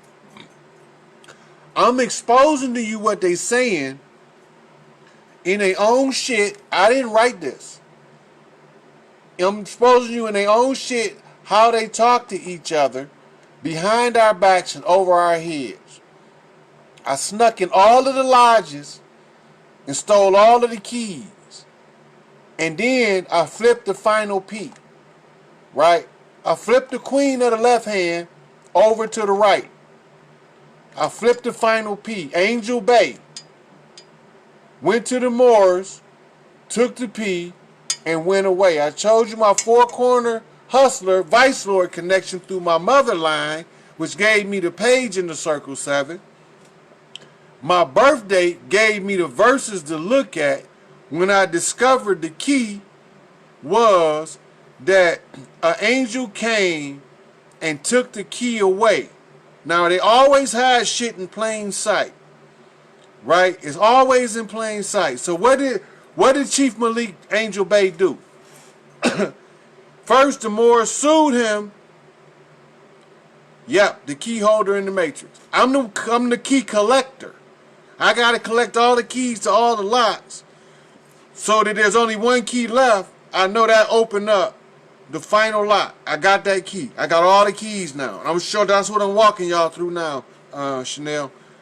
Right? So, in order to get to this key, I have to show y'all now how Donald Trump gave me a flag that he was all in, and then I'm going to show y'all how he got trained. In this document, the next thing it says, cause of disruption. See that? That means that's going to tell you how they're going to divide us up. What's going to cause the friction? Right? What's going to cause the friction? And when defections. What the fuck? Defection from what? Right? What are you defecting from? And they trying to win defectors. This is a government document. Who are they trying to get to defect and to what? Them the questions on the table right now. I don't know. I'm asking the question because I don't know. I'm going to find out though.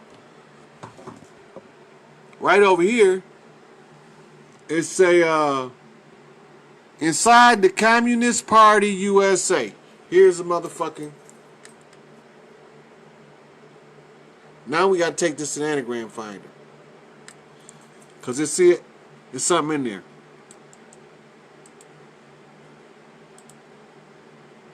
Go to anagram finder.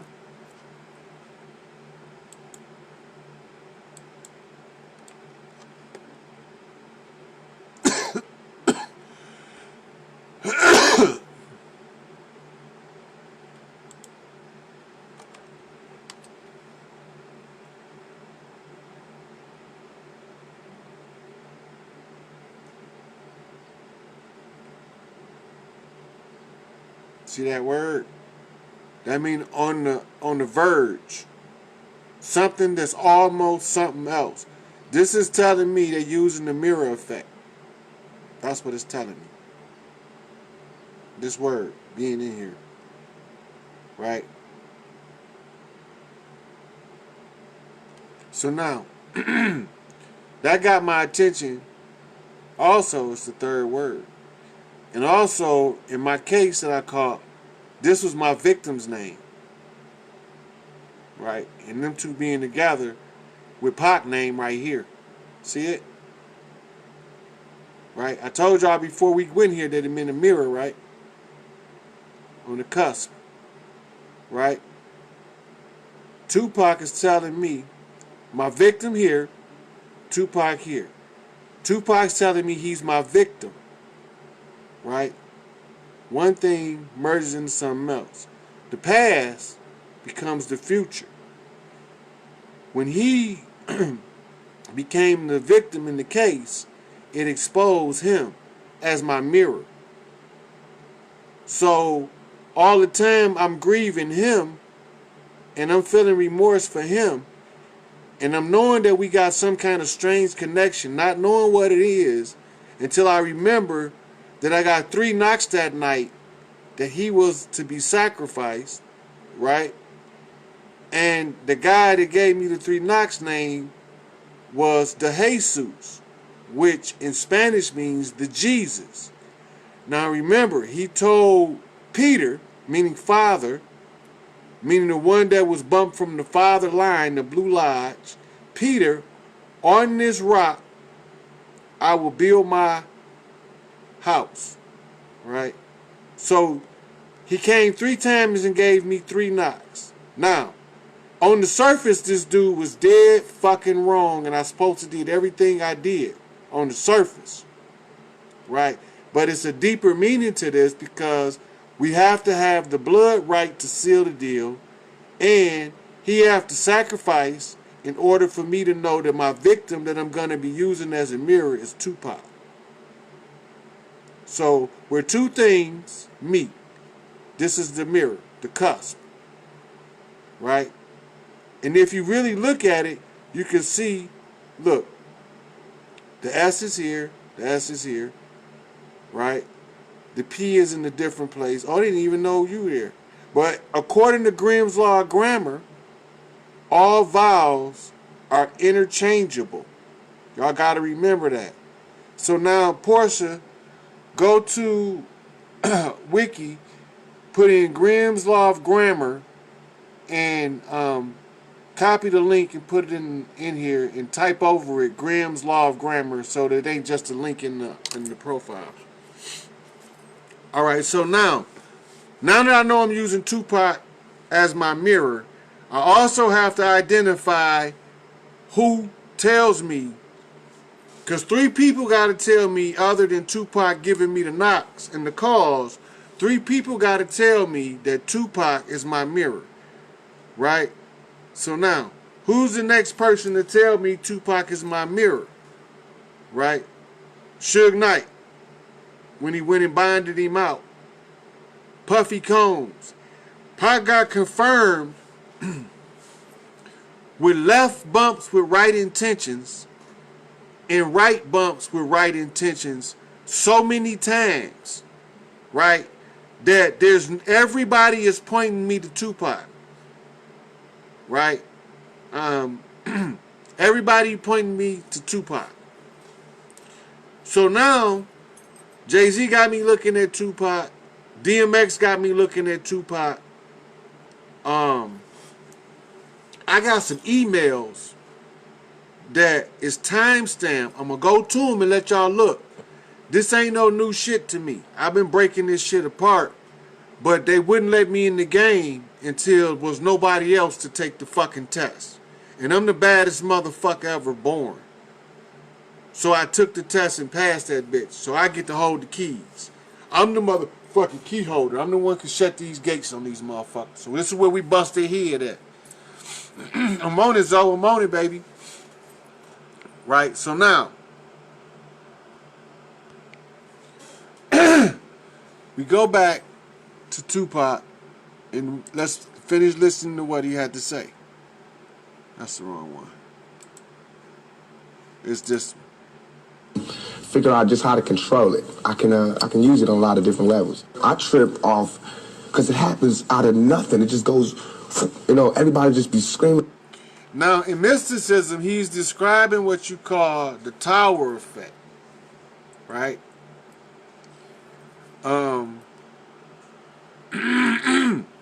The tower effect is when something happens suddenly. Hold on 1 second, y'all.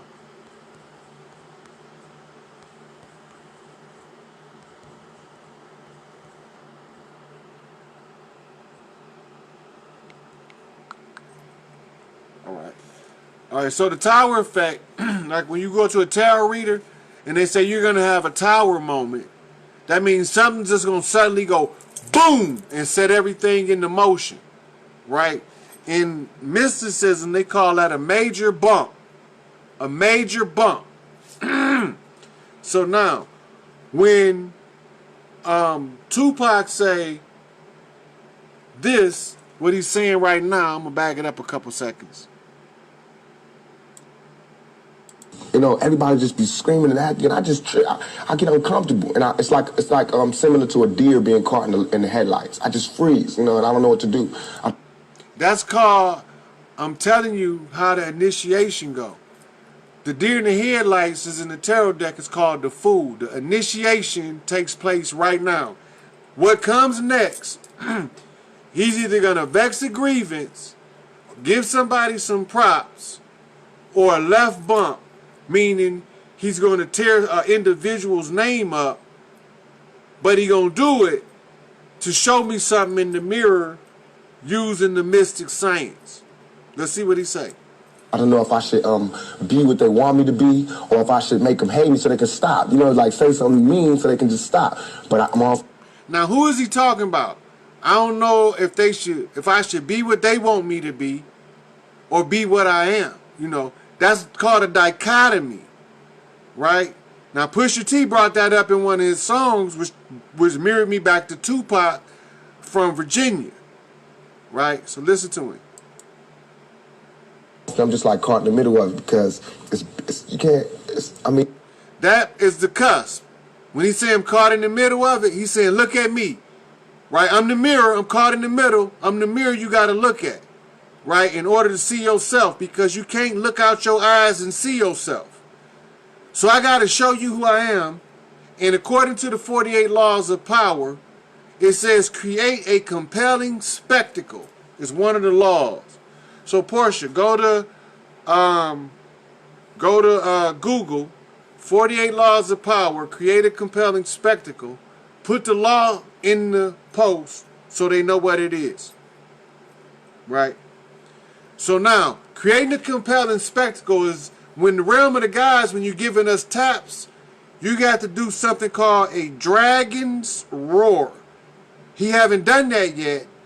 He's getting to that at his vibe interview, where he give me the dragon roar. That let me know he on his way out the door. Right? That's his cue. Now I'm going to show you other masters doing the same thing, letting me know they on their way out. They about to expose some covered up shit. Michael Jackson exposed pedophilia in Hollywood. Mike was not a pedophile. I told people what it was about. Then I tried to show them, but they cut the clip out of almost all of the videos, but some of these people got it at home on VHS. Once I say what it's about with Michael Jackson and how I knew they was about to try to come at him and how he put himself out there to save innocent children. Mike sacrificed himself, and Michael Jackson is not dead. He is a burn victim from when they tried to kill him recording the Pepsi commercial. They tried to set his ass on fire. They tried to turn him into a supernova, which told me to watch Lisa Left Eye Lopez. She's going to send me to somebody that's going to give me a key. Who? Dr. Sebi. Sebi, spelled backwards, is Ibis, because all vowels are interchangeable. The Ibis, so Dr. Sebi is the reflection of the healer. Right? So I got to tie all this shit together. Right? So now, this the supernova Michael Jackson was when they set his ass on fire. Y'all thought he had some shit called vitiligo, never knowing he was a burn victim, going through repeated reconstructive surgeries, trying to put himself together, and that in the interim that they used many models and stand-ins as Michael Jackson at various different stages of his surgeries, trying to reconstruct his face, which did not go well. Right? Matter of fact, Let's get through this Tupac. I'm just gonna let it play now that y'all understand. If y'all don't understand now that he's giving me direct messages, I can't help you. Now look, where that message was revealed is 110. That's 11, a master number. Right? Now look, it's telling me these three dudes gonna identify a chick to flip that's gonna expose the one using the two, me and Tupac, that's gonna flip. All of this is binary code. The P or the imposter and the one gonna be revealed. So using the mirror, the zero, somebody gets exonerated on the flip, and an imposter becomes revealed on the flip. That's what you're looking at right there. This is what he's telling me using their language, right? They know the language too. He know it. Now I learned it because he said he was gonna spark the brain. Motherfucker, here I am. 48 Laws of Power, law number 42. I mean, no one can do that. Police can't do that. They can't stand in front of all those people and control. He's saying the police can't even do what they expect a regular Don't black guy overpay to for do. Apple. WikiBuy can save you money. Get coupon codes He said the police automatically can't applied do to it. your... Controlling with a gun and mace and all that. So me with just words, it's like a battle to find the right words to say at the right time. I'm curious when you think about the idea that you do have I'm that gonna let kind some of of this control play, over and I'm gonna go so get me many something people, to drink. in one sense, the whole idea of being a role model comes up in the imagery, and a lot of people who know you, and I talked to them beforehand, suggested that hey, you know, when you meet him, he's going to be something entirely different than you imagine, and what the media is portraying him.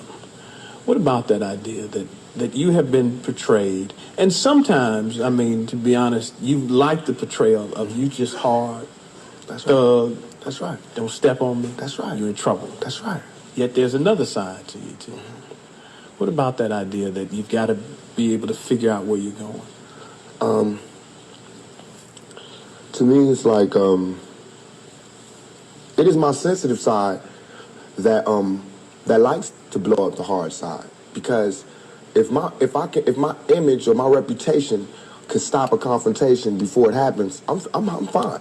You know what I'm saying? I know how it is day to day. It's a constant man ego check going on in this street, in this world. So part of that is just like, you know, that's my resume. But as far as the media, they look at it as something different. They don't care about my resume. They don't care about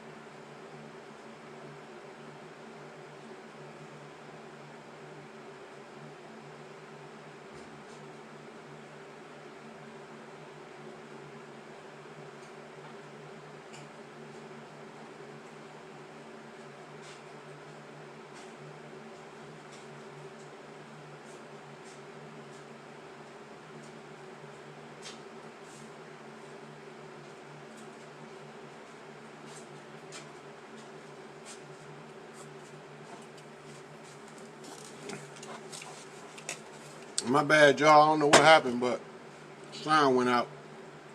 But I'm back. So now, I'm gonna pause that. I think my speaker died out. Let's see, I'm gonna let that charge some more. Now, in there, Tupac went over a whole list of grievances for young black males, the struggle in the hood, the struggle in the industry, trying to make your money, and these people trying to keep you poor and destitute, and you trying to survive, and they taking your intellectual property, right? Now go back to what Trump was just saying about intellectual property when they was talking about the chosen one, right? He was talking about being a chosen one, but his body language is telling me use the mirror. He was talking to me, telling me the grievance. He was talking to the chosen one. It should be sound, Portia. It should be sound. If y'all can hear me, somebody press some likes.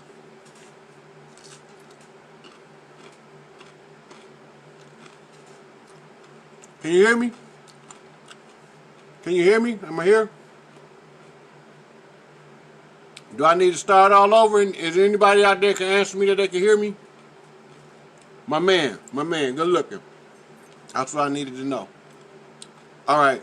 The speaker went out on the Ed Gordon video portion while I was getting something to drink. And I came back and started back talking. That's probably why you thought the sound went out. But anyway, so I use Tupac as the mirror, and Tupac tells me what I'm looking at. Now,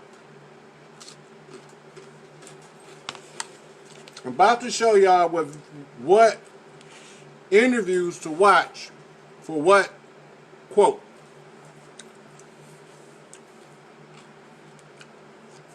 On this one,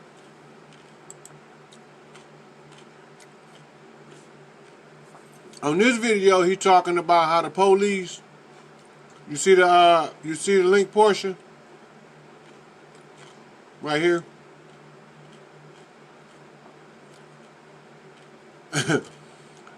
Yeah. Put this link in there to this one.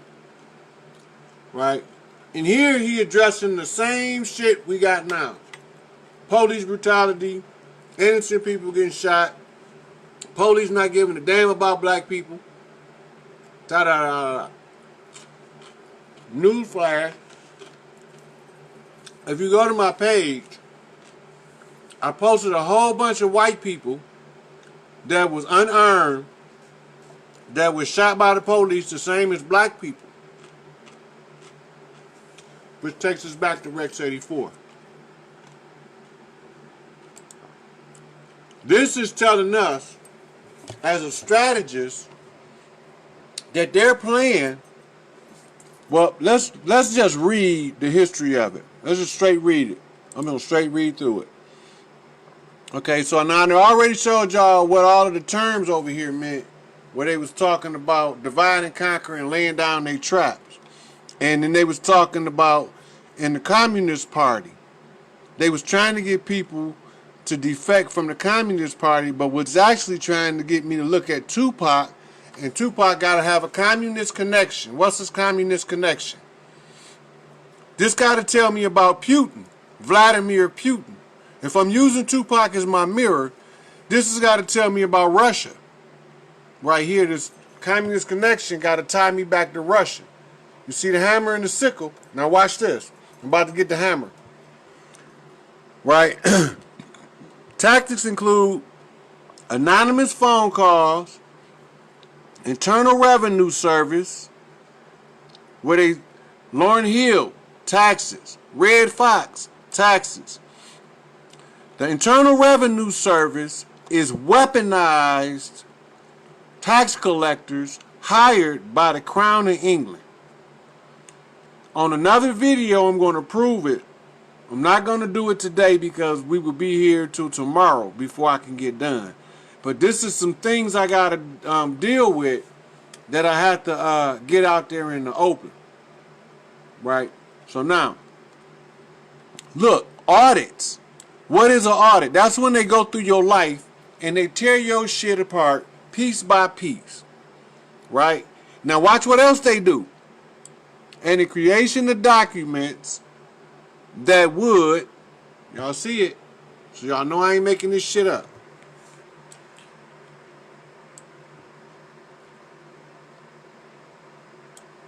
Divide the American Communist Organization internally.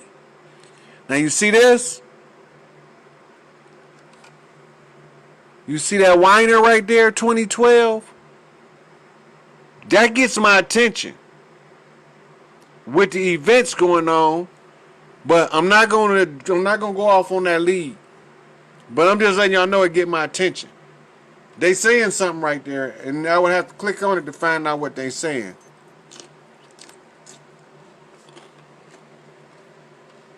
It's in an October 1956 memo from Hoover reclassified the FBI's ongoing surveillance of black leaders. You see it? Including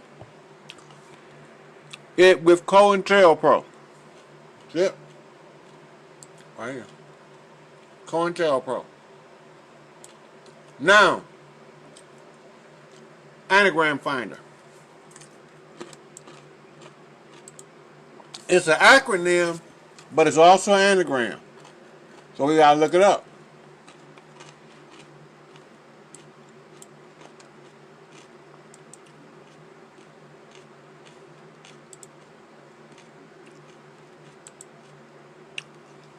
Let's see what this means.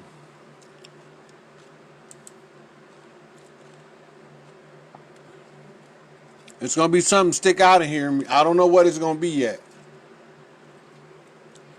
This word stick out, replicon. That means something that replicates, duplicate, mirror. Right?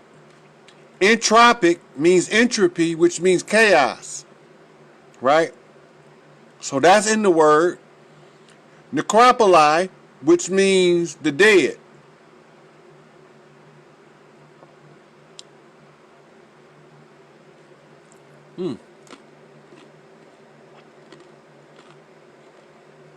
Now, this is a message from Tupac to me.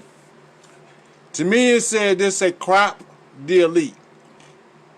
It's an anagram that says crop the elite.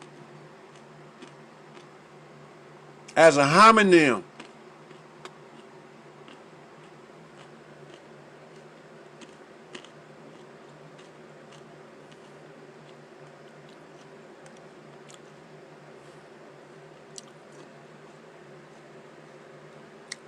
Troop. That's an army. That's in the word.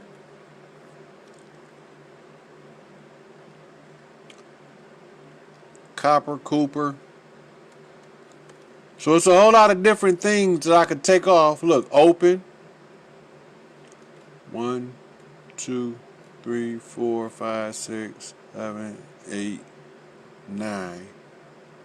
1, 2, 3, 4, 5, 6, 7, 8, 9. Open piece. 1, 2, 3, 4, 5, 6, 7, 8, 9. Poco. 1, 2, 3, 4, 5, 6, 7, 8, 9. Poor. That's a Spanish phrase. 1. So this in the fours, right? The code is 9. The code is 9 here.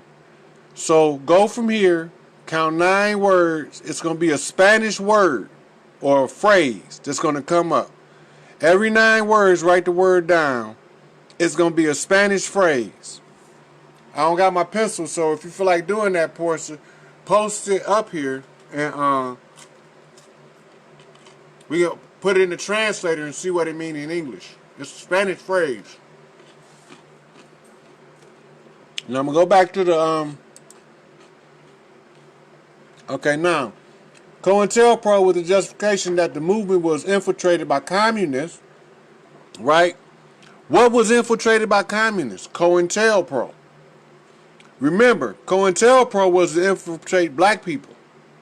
But now they're saying Cointelpro, with the justification of the movement, was infiltrated by communists. Right? What movement? On October 1956 memo from Hoover reclassified the FBI's ongoing surveillance of black leaders. That movement. Right? So now we know what movement they investigate. What movement they think has infiltrated the Communist Party. Now, I can prove they right. I can prove they right through General George Patton, the Black Panther Brigade, and Geronimo Pratt. Geronimo Pratt had connections everywhere. If you research Geronimo Pratt alone, you'll find he was one of the most well-connected activists that came from the original Black Panther Party, not the Black Panther Party that you've seen with Bobby Seale and Huey Newton. That was a cutout Panther Party. So what did they do? They sent Geronimo Pratt to form the Black Liberation Army to clean it up. While he was in California, he made good connections with Huey Newton, Bobby Seale, and he ended up meeting Eldridge Cleaver, and he ended up also getting to know the Soledad brother, George Jackson, real well, right? So, in the course of that, he had connections from being a high-ranking dude in the military using the special forces. So he was able to teach military strategy and tactics to Panther children at an early age. And Tupac was Geronimo Pratt's godfather.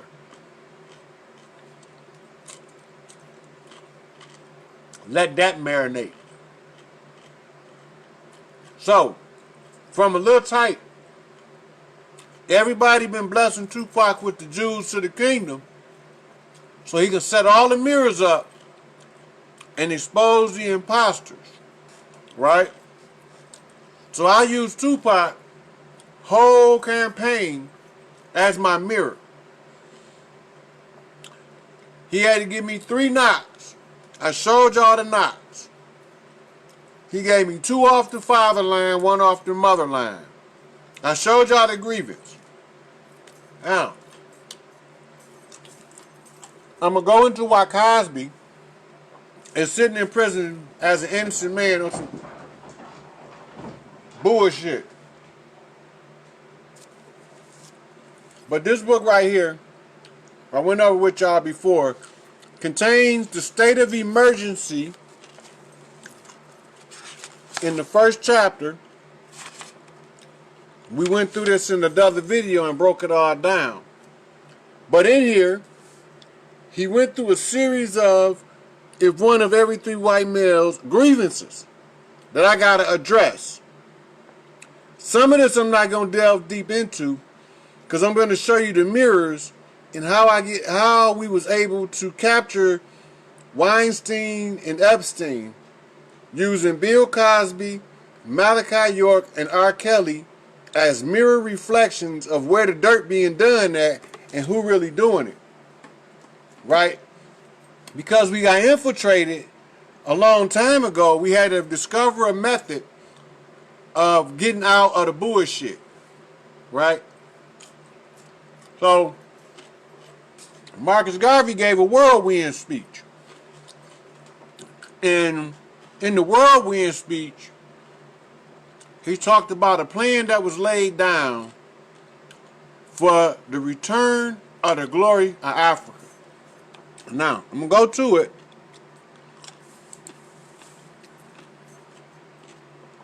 No.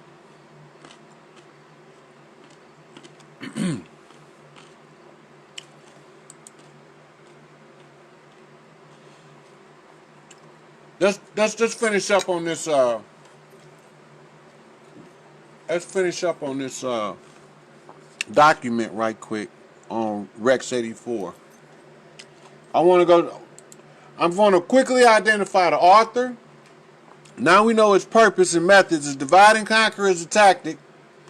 What else you got to identify? Okay, the history. We got to find out who wrote it. Let's find out who wrote it. And how did it come to surface?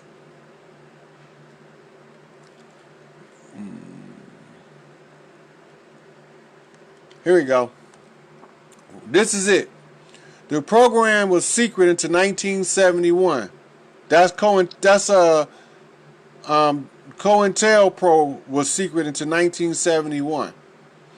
When the Citizen Commission to investigate the FBI burgled an FBI field office in Media, Pennsylvania. Right? So, wait a minute. Is this the right document? This Rex 84? No, this is the wrong document. Rex 84 is the one that I was on. Cointelpro is important too. So, Portia, put this Cointelpro page up in the post. And I'm going to go now back to this Readiness Exercise 84.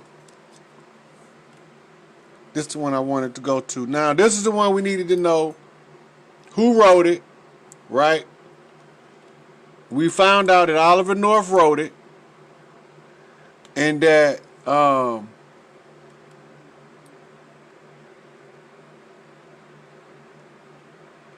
what year did he write it?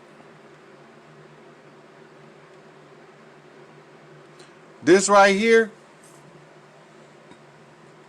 the ADEXs, the FBI indexes, are a system used to track American citizens and other people by the Federal Bureau of Investigations before the adoption by the FBI of computerized databases. The name signifies that the lists were originally made on paper index card compiled by J. Edgar Hoover, right? The ADEX is the list of the leadership, the file they got on all the people they investigate. It's called the ADEX.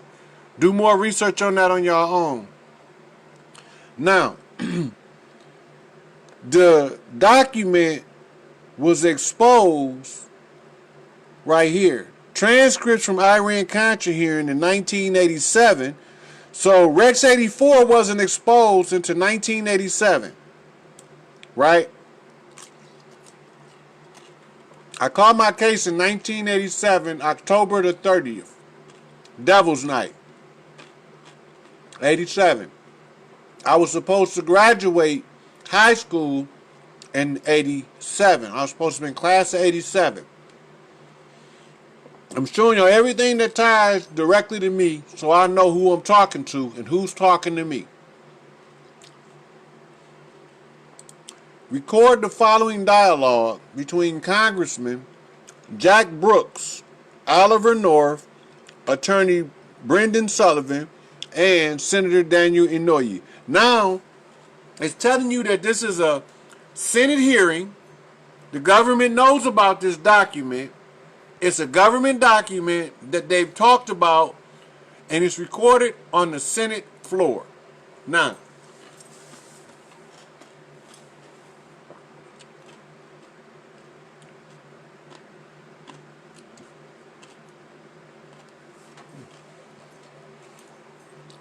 I want to go to the 1987 Senate hearings and see if they, just to see if they're in there.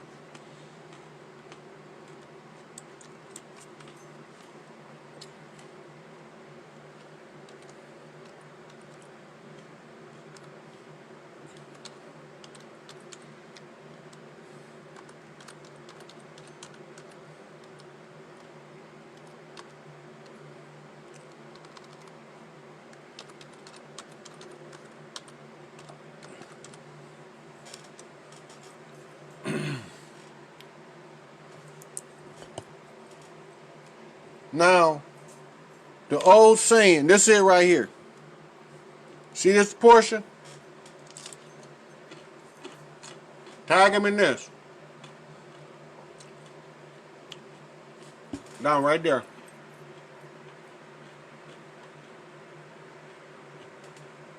This is when he's talking about, this is when they found out about the document and that he wrote it.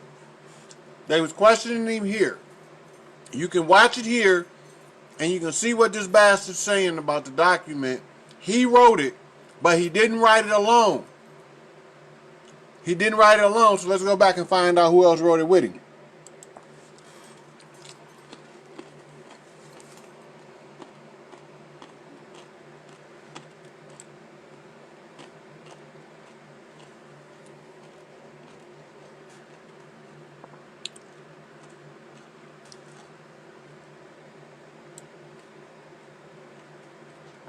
Let's see if I can find the document.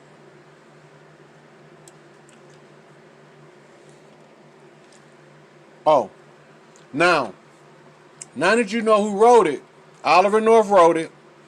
It was discovered in 1987 at the Iran-Contra Senate hearings, and it's called Readiness Exercise 1984, which is a remake or a remodel of their blueprint called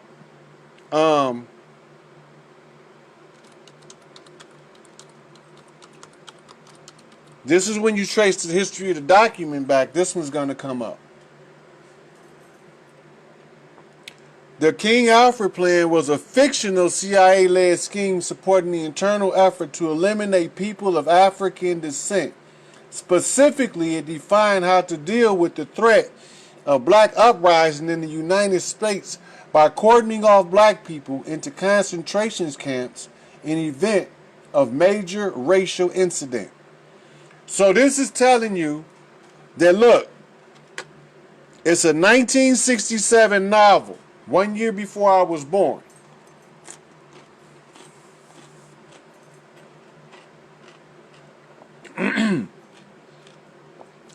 It deals with a plan to eliminate people of African descent. Put that in the description, Portia. The King Alfred Plan, and right over the description, this is the fictional representation of Cointelpro. No, of Rex 84.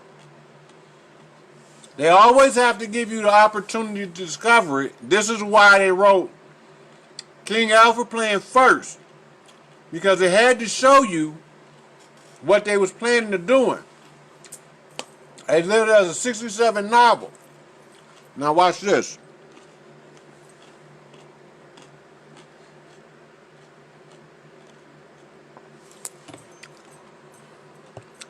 Gil Scott-Heron created the song King Alfred Plan, included on his 1972 album Free Will. Right? See? This Gil Scott giving me a message. Free Will is the second studio album by American recording artist Gil Scott-Heron, released in August 1972 on Flying Dutchman Records. Flying Dutchman Records got my attention. I just want y'all to know that. If I was sitting, when I sit down and write these in books for y'all, I'm going to be writing them. It's going to look like this. But I'm going to like point to this, right?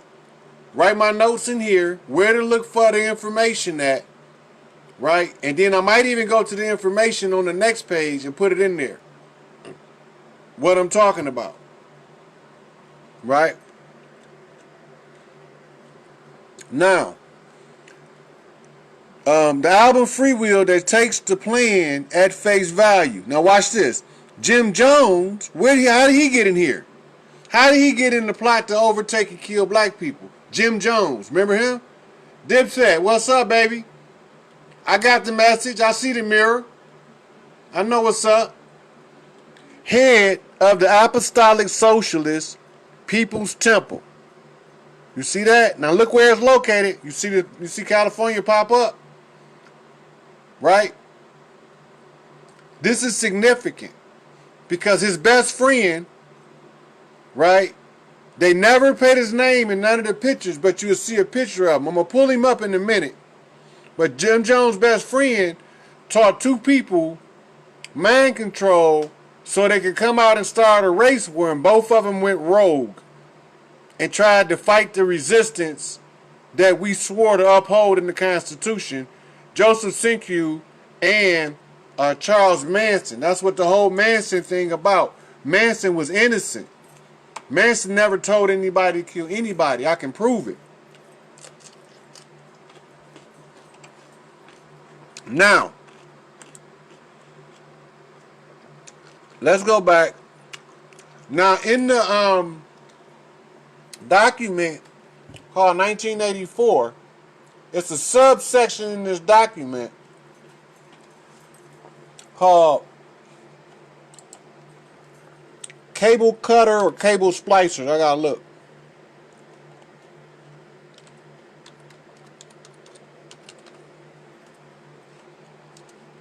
I'm not sure which one it is yet. I gotta look them up.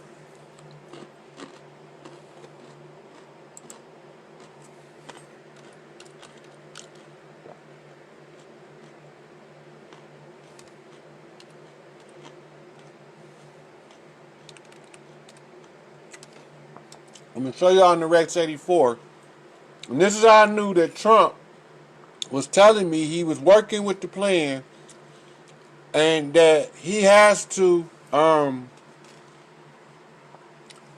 he's working with the plan, right? But he has to look like he's not. And this is how I know.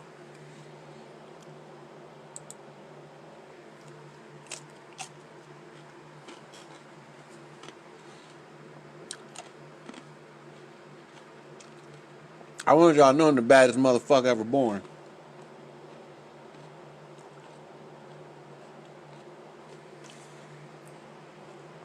Might be cable cutter.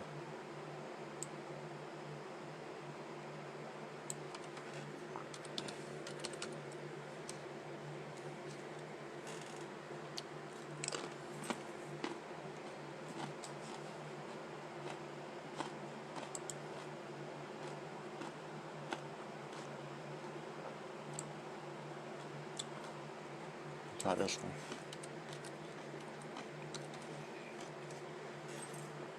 I'm gonna put all this stuff in video format for y'all one day. Me and Portia and the crew gonna make sure everybody know.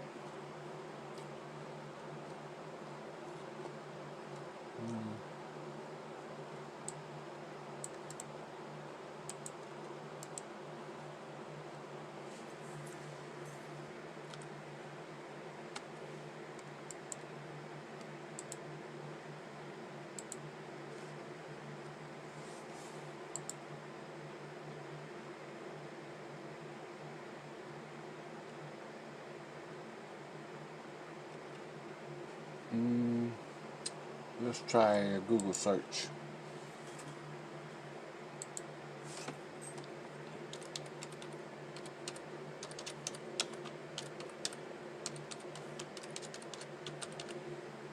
And this will, when it come up, it'll make a lot more sense.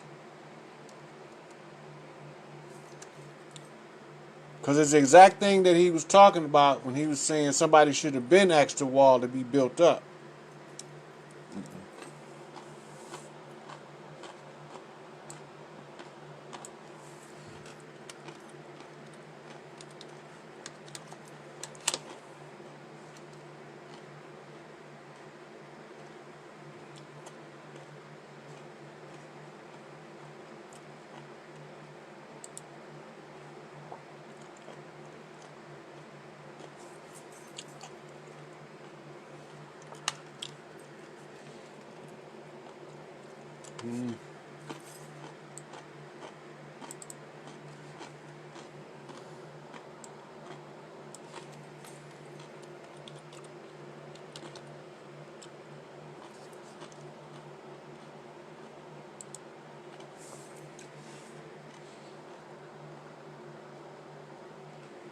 And I be doing this stuff so long.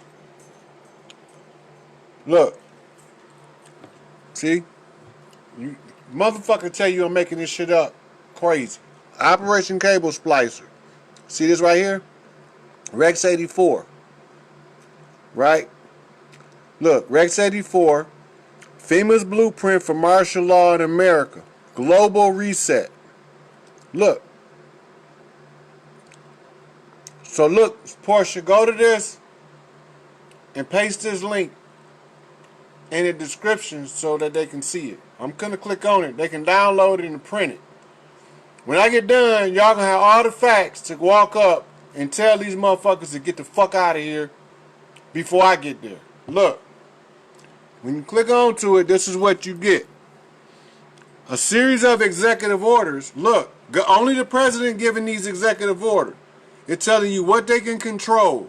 If they give the martial law order, what can they control? Every fucking thing. The only way to protect ourselves, I got to give you a remedy. If I'm showing you the problem, I got to give you a solution that we can use. I'm going to give you a solution in a minute to Rex 84. But right now I'm pointing out in the document the plan being laid down against black people to start civil unrest. That's what they want. Right now. Check this part out of the Rex 84 document right here.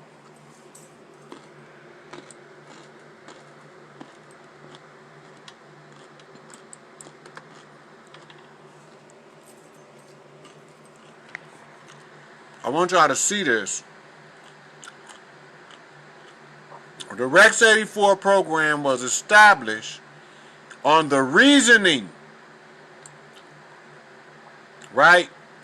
When they put that in there, that means this is what they use to justify the document.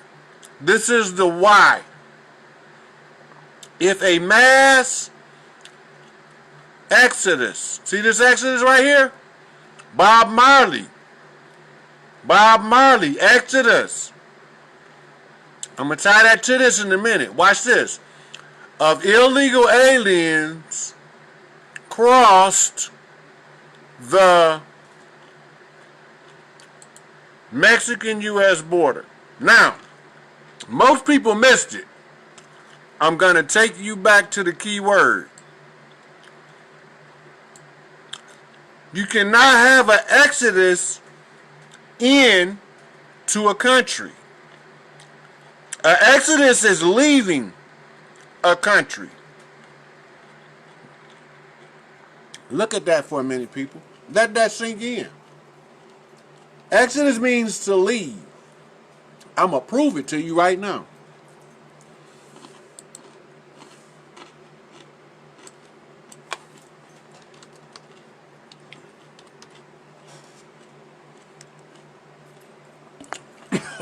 Look.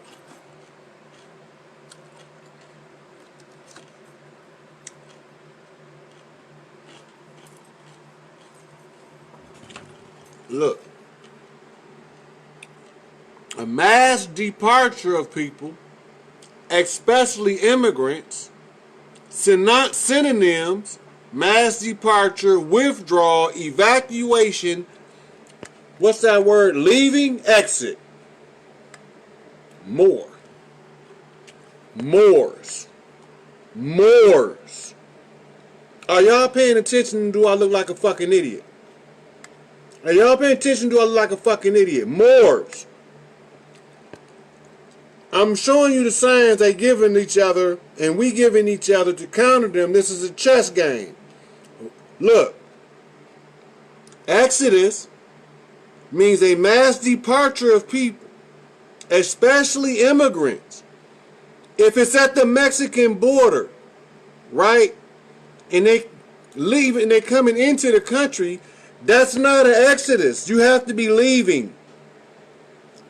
I'm showing y'all this shit in real time. Now, what's in Mexico that they fear? I'm going to show you.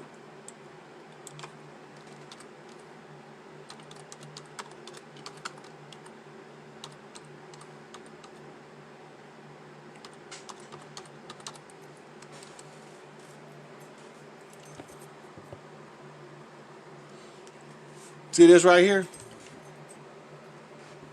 See this?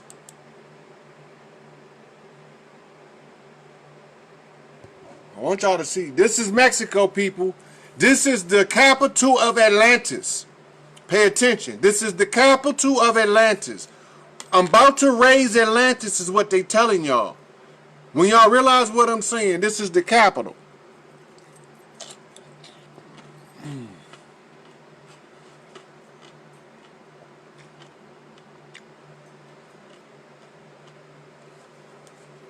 Now remember, I had to identify the beast in the east first, and I found it inside of the black stone of the Kaaba.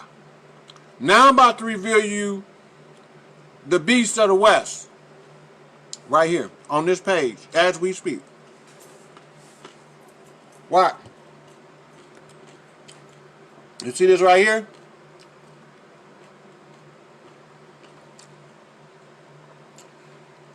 The black stone is an innie. This is an Audi. This is Cointelpro emerging from the underworld. This is an Audi. The Kaaba is an innie. The black stone is a yoni. This motherfucker don't like his daughters and his sisters and his mama and them being fucked with. They don't want him to wake up. This is the fear. If we know what's at this temple, we will fuck them people up without knowing who the impostors is and who the help is. And that's why I gotta walk you through this shit piece by fucking piece. Right here, here's the Audi. Right? Go back to the innie. I gotta show y'all the face in real time. Now, I'm just going to the third picture, whatever it be when I pull this up. Whatever the third picture be.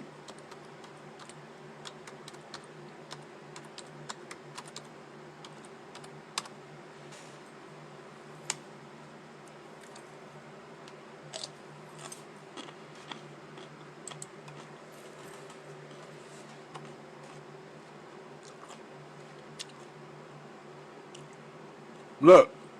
See him in there? See him in there looking? You look, it's the observer effect. Look. I'm not making this. It's any. He in there. He was resting in the womb of the mother.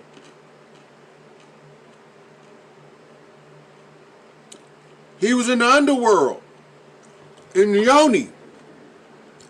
If y'all, these ain't labia. Right? This ain't clitoris right here. This ain't labia. Look. This don't go to anal right here. Across the cleft. Come on now, people.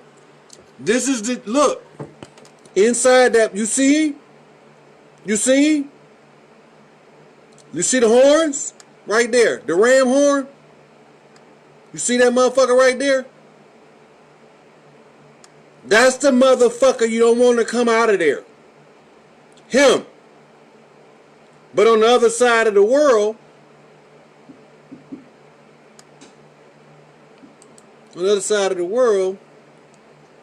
he look a little different. What did I do with him? He look like that. Now, who is this? We got to identify him. I got to identify everybody I'm talking about. You got to know clearly who I'm talking about. Now, look at the top. It say this is coming from Temple of the Feathered Serpent. You see it? Temple of the Feathered Serpent. Now, in order to know who that is, we have to know who the Feathered Serpent is. So we just do a simple Google search.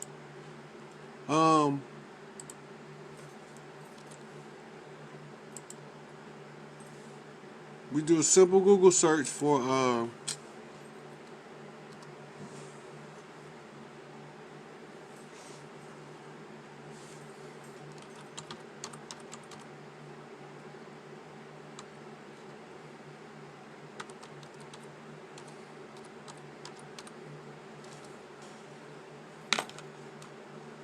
Now, what you're looking at is the ancestors protecting us by telling me to use the mirror.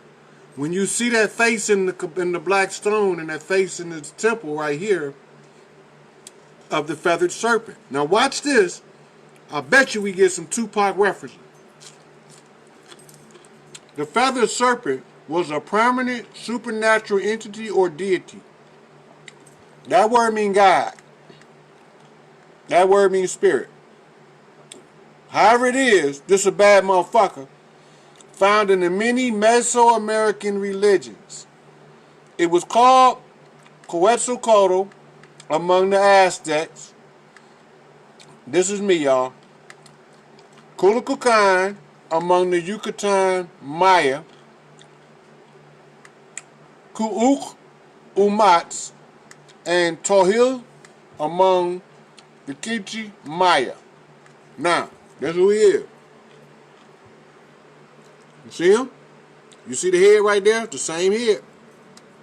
Same one sticking out, but it's a better cut. Look. You see that? This is the great serpent they told y'all would be revealed. This is what he looked like, the winged serpent. I'm going to show y'all some pictures of the Mexican or the native people's depiction of them in here. I don't want none of this shit to be no mystery no more. Fuck them motherfuckers. Bring them out, bring them out. I'm about to put the barrel in their motherfucking mouth. Right? So look, this is right here. This is how they used to write it. You see him eating the man? Right? This is the same as the snake with his tail in his mouth. Right? Because when he get done eating the man consumes the snake from the inside, right? And becomes this up here. Once he becomes this up here, he becomes the guardian of the temple. And when the temple is threatened, he rises up to meet the threat. They tell you the story in time like this, just like I just went through it. This is comic books for Egyptian adepts. This is not even real science yet. This is children's comic books for the Egyptian adepts. If you think I'm bullshitting, you can go ask Raquasi to watch what I'm telling you, and he gonna tell you he right. That's not the science. That's the coloring books for the Egyptian adepts, what you're looking at right now. How I just read that for you, right? When the serpent consumes the man, what's the serpent fire? Passion, right? When the serpent fire consumes the man, reading it up in the zigzag, the man becomes the feathered serpent, raised. He's raised now. Now look, after he eats the serpent eating, it shows you him in transformation. The red and the blue is the blending of the red and the blue lodge we was talking about earlier. Right? It's about the red and the blue lodge we was talking about earlier. Now, it goes from here, the blending of the two. This is how you know that it's this, the serpent devoured the man, the two become one. The red and the blue lodge becomes one. Farrakhan told y'all every now and then there's a red lodge, a red star and a blue star rising simultaneously. It's rare.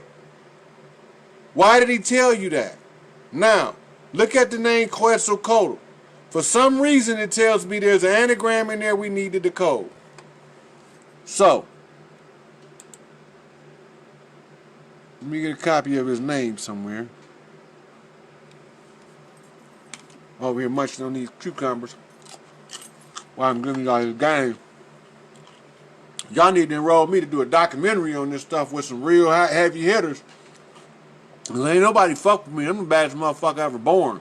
Can't nobody do this shit like me. But tell him, Roger, we was in this shit together. Cousin Crew gonna come up, nigga, in this discussion about Tupac and this New World Order shit. You better believe the Cousin Crew gonna pop up, fam. For sure. We all in this bitch. We got blueprints on this motherfucker like Machiavelli. Now, when you read it, look, he rise up right? And remember, down here, he already became passion, turned into the serpent, transformed. Now he on fire. He's burning with the passion. Any motherfucker think I'm bullshitting, I got my Curlian photograph where they take a picture of your aura, showing that motherfucker is the burgundiest red you can see. I'm straight from the depths of goddamn hell to clean this shit up. Right? Look. Now he's going around devouring. The story's changing, and how do you know? Because look, this is not him any. Look at him. Catch a tiger by its toe, right? See the hand got him by the tail? Now look right here. That means that this is being controlled by somebody else. It's two hands. It's two hands. This is controlled by somebody else. By the gold camp and the red camp. This is your kings, your Latino kings that used to hold the gold. This they camp. Your Satin disciples, your Latin kings, your Latin counts, your MS-13, your El Chapos, all of them is represented by this gold. When it's mingled with the red like that, it's the gold lineage, the royal lineage of the Red Lodge. This is what you're looking at. The royal lineage of the Red Lodge is the gold and the red. Right? The gold is 4 colors that represent the royal families. It's the green, it's the red, black, and the gold. Now go back and look at Garvey's flag. Red, black, and green. Jamaicans is red, black, and gold. Because they represent the gold they stole. Marcus Garvey saying we don't have the gold. Right? So that's what they mean. But you see right here, this is the difference is here he's wreaking havoc. He's causing chaos. Apollyon in his revelations. Why would he do that? He's looking back at the past at what these people have been doing. They have been causing chaos. Now, what do he do next? He's studying the situation. Now look at the change in the spelling of Quetzalcoatl. That's telling me mirror effect. Right? There's something in here I need to break up and break down for y'all. So that's why I want to put his name in the anagram finder. So I go right here.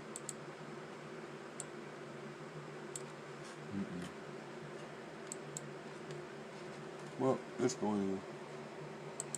Go to anagram finder. Oh man, I forgot to get his name.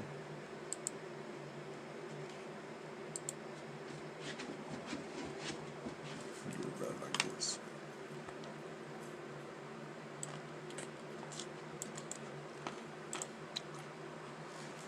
They can't hide nothing from me on earth. I'm the baddest motherfucker ever born. Back to the anagram finder. Put the name in there.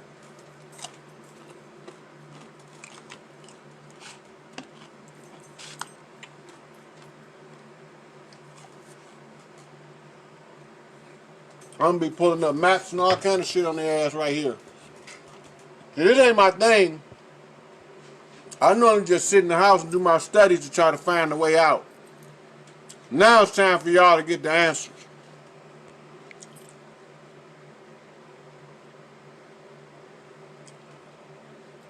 Alright.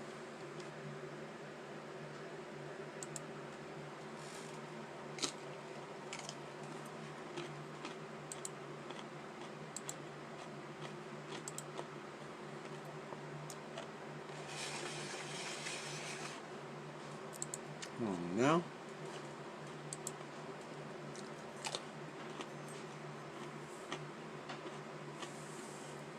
Every time I start trying to reveal information, these type of obstacles I run into. When I'm doing my own research, I have no obstacles.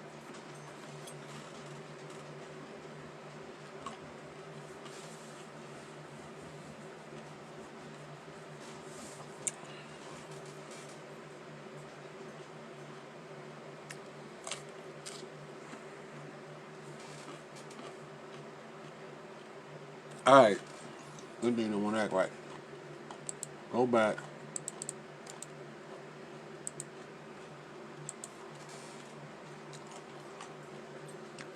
Which one was anagram finder to find out? No. Quetzalcoatl. Now, this is why they don't want you to exit. It's power at geographic locations all over the planet. And this is why.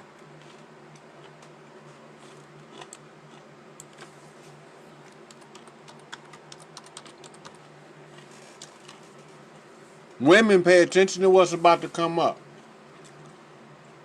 This is why they call having sex getting laid. It's not L-A-I-D, it's L-E-Y. Women, you are the natural connector. You are naturally connected to Earth through ley lines. And I'm going to show you a grid sequence. And I'm going to show you what I'm talking about. Women, pay close attention. I'm finna show y'all how to power up to the 5th dimension right fucking now based on where you need to go. As soon as this shit clear up. You see all these geometric patterns? There's one in particular. Because I'm in America. I want to deal with this one over here. Now, I'm going to click on it. So look at where the lines intersect, right? Look at where the lines intersect. Here, that's the Florida Keys. This is the Southeast United States. Look how they run. They intersect here. Everywhere they intersect, those are called crossroads. This one right here is very powerful for women, and I'm going to show you why. If you can see that. If you can see it. Right here. You see it form the 5-point star? Ain't that where you at, Portia? Or close by? Is that Nashville? This city right here is powerful. Because of the cross-section of the ley lines, this city right here, they will wreak the most havoc on women. Because if y'all tap into this energy sequence right here in a group of women, y'all will blow some shit up. Watch this. Go here. 1, 2, 3, 4, 5, 6, 7, 8, 9, 10 lines. That's 5 points of conversion here. That's also a very powerful spot to do rituals for women. Look, guess what's right here? What we was just looking at, that's where you find the temple of Cointelpro, the temple of the plumed serpent, right? This is where they want to build a wall because they already have one here. Look, this is why everybody's going to Mount Shasta in California, in Arizona. Look how many ley lines, look how much ley energy is here. I posted a picture on my page of women at the lake or at the ocean on California. This is where they was at the bay. They was at the bay because of this. They don't know what they doing or why they doing it. They can't control it. They can't control it. So Portia, if you go on my saved videos on my Facebook and scroll down, you'll see a bunch of sisters, or you can go down my posts and just scroll down. You'll see the sisters wading in the water with the, matter of fact, nope, I'm going to go pull it up right now.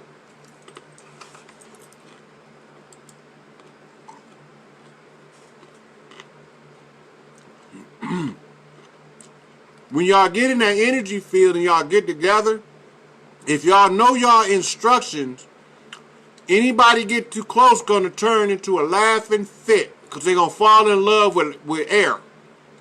That's what they're gonna do. They're gonna fall in love with whatever they see. Love potion number 9.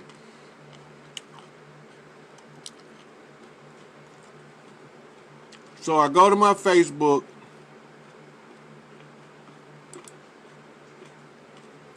I go to my home page.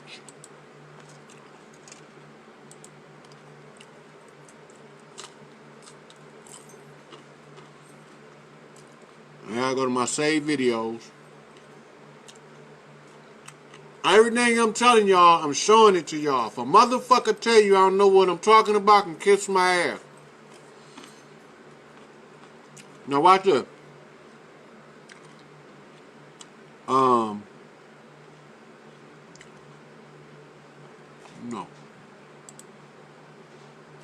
No, that's not what I'm looking for.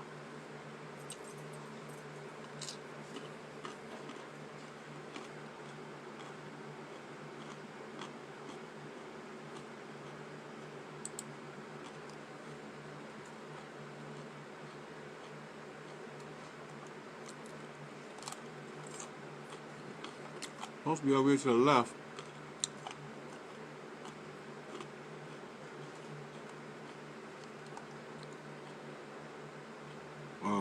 My computer's just loading slow. That's why I can't find it.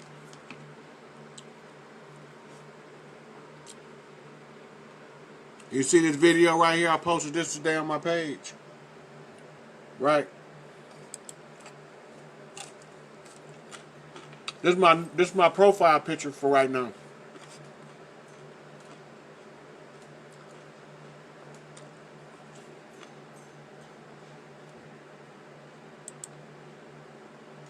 Well, you can't even hear it.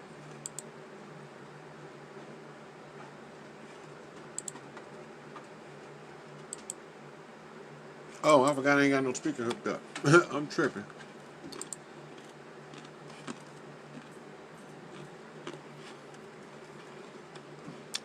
Manage post. Timeline. Timeline.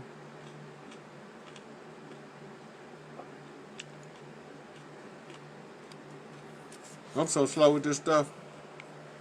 When I be on my own, boy, I be zooming through this stuff, finding all the answers.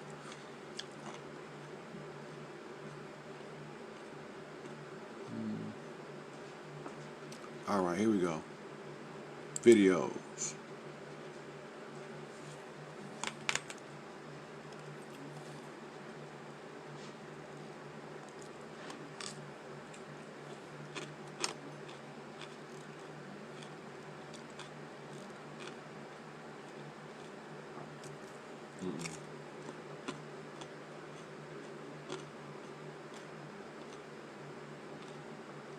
I'm trying to find it. I find it quick on my phone. You know what? I can't look for it on my phone because,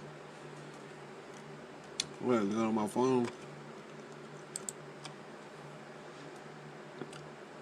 All right, so now we went over the Rex 84.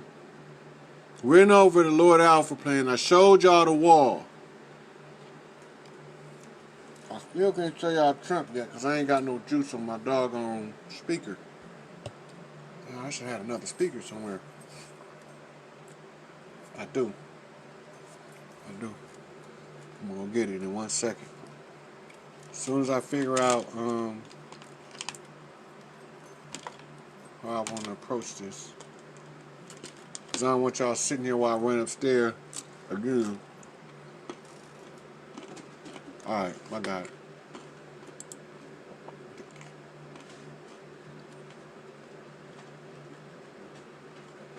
Alright, so now I can identify y'all Quetzalcoatl. I identified for y'all the face in the Blackstone. I identified for y'all what the wall at the border. Why it's there? To stop us from leaving. To stop the exodus. To tell us right in the plan. Under the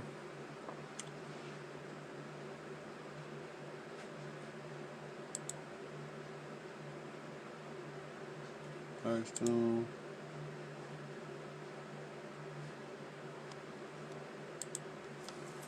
Right here. They tell it to us in the paperwork. Undisputed. Undisputed. Now, from here, it tell you about FEMA right here. It's part of the Rex 84 program. This section right here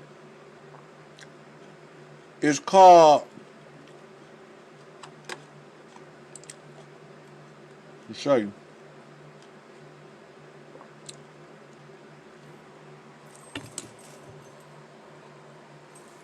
Operation Cable Splicer.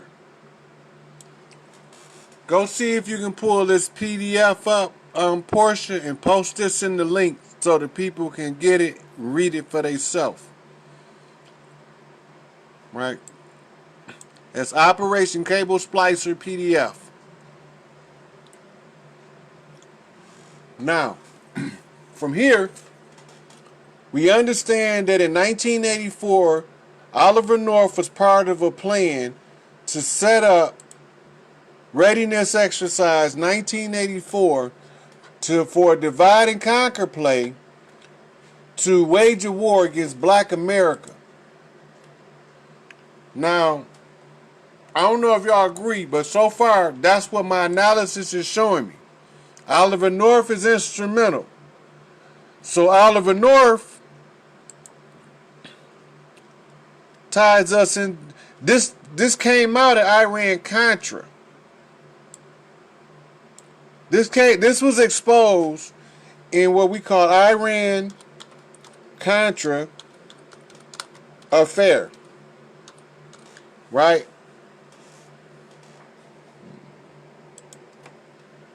When you look up Iran-Contra affair, this is what's going to come up. Right? Iran-Contra history.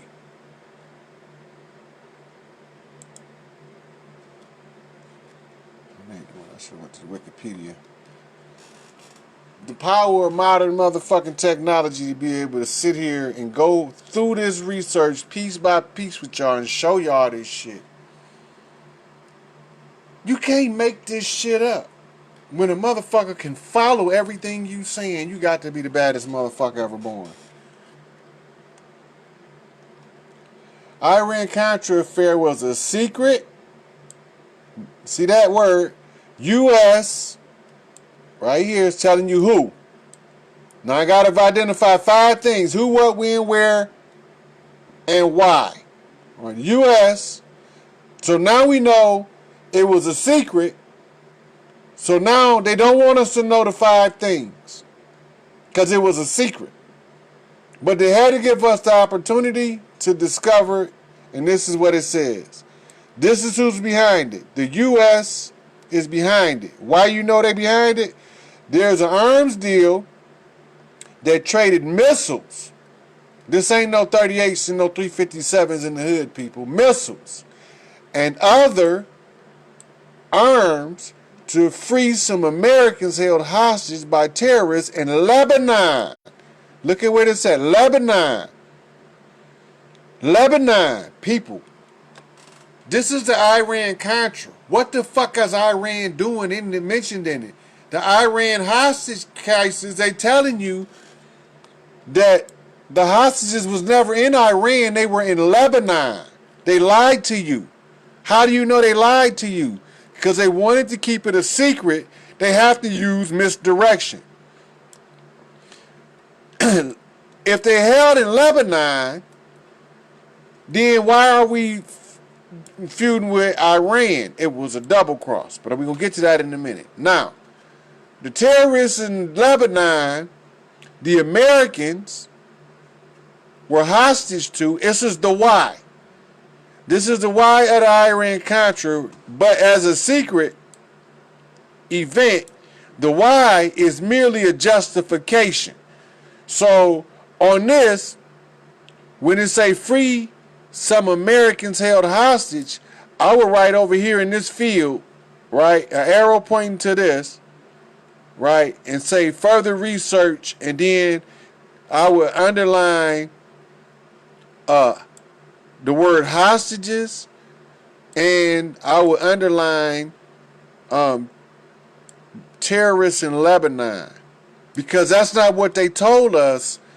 Iran-Contra was America was selling and buying missiles and firearms, munitions to Iran. That's what they told us it was. Lebanon is where the hostages were. But America was putting the pressure on Iran because it's telling you right here, America's behind it. They're using the hostages as a justification. When that became a justification, that made this become a nullification. That became nullified, right? So they still got to tell us what's going on in a reasonable way to discover. So they have to tell me to use this as a mirror. Lebanon has to be a mirror for me.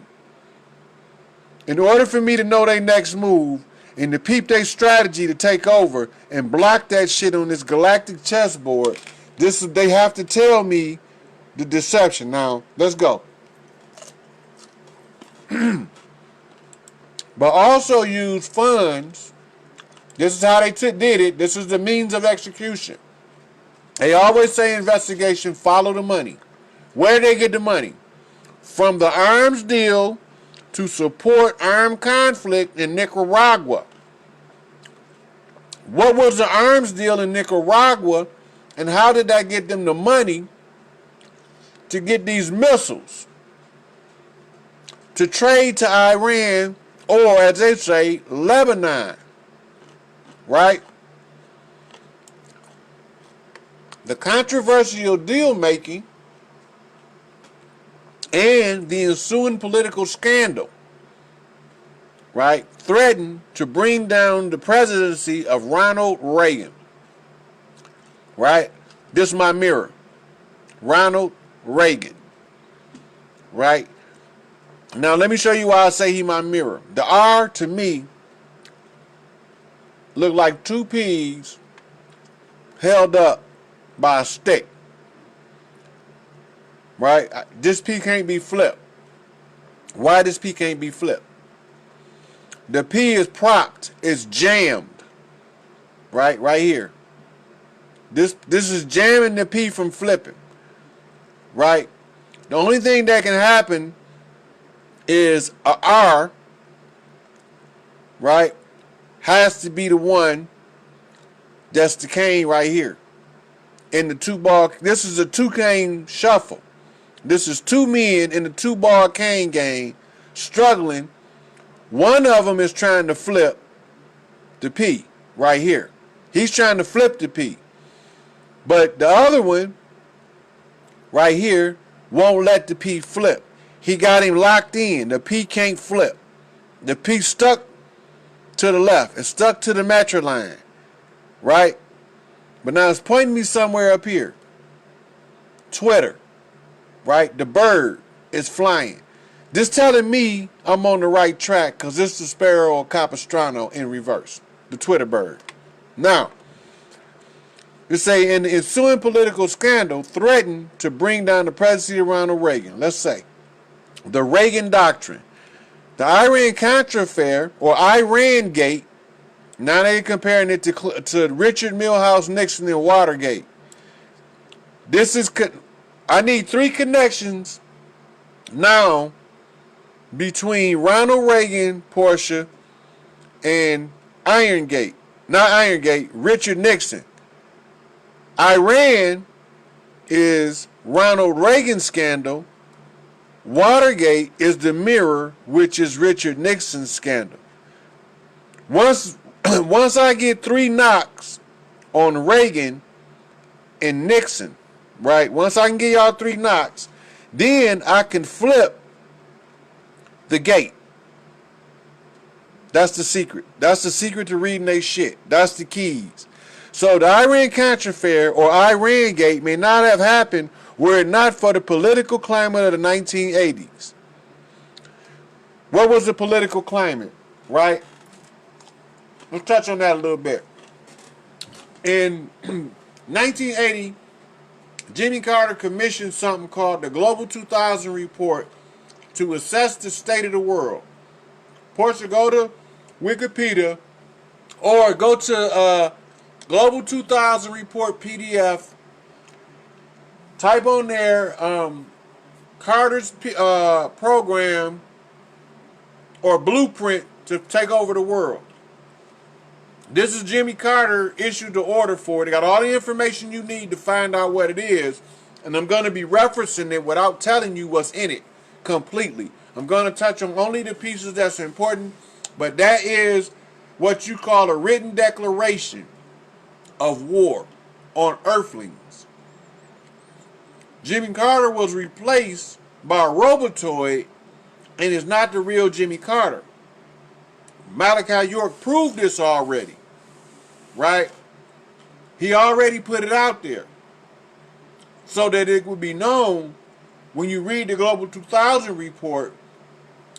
The comparison to that Global 2000 report to determine if the report is as valid as it say when they say reduce the world population. You have to about 2/3. At the time, it was 3.5 billion people on Earth. They wanted to reduce about 2/3 by the year 2000. How can we prove that they meant it and that this was the declaration of war? Portia, go to images, put in Georgia Guidestones, and try to get a picture that shows the planned population for Earth after they get done killing us all. Just post it right in the comments so the people could see it. Right? So the Georgia Guidestones say that these people that's about to take over the world, who am I have to identify for y'all so y'all know who the enemy is clearly. These people that's about to take over the world is laying their play down. Now, Jimmy Carter just issued the proclamation of war, right?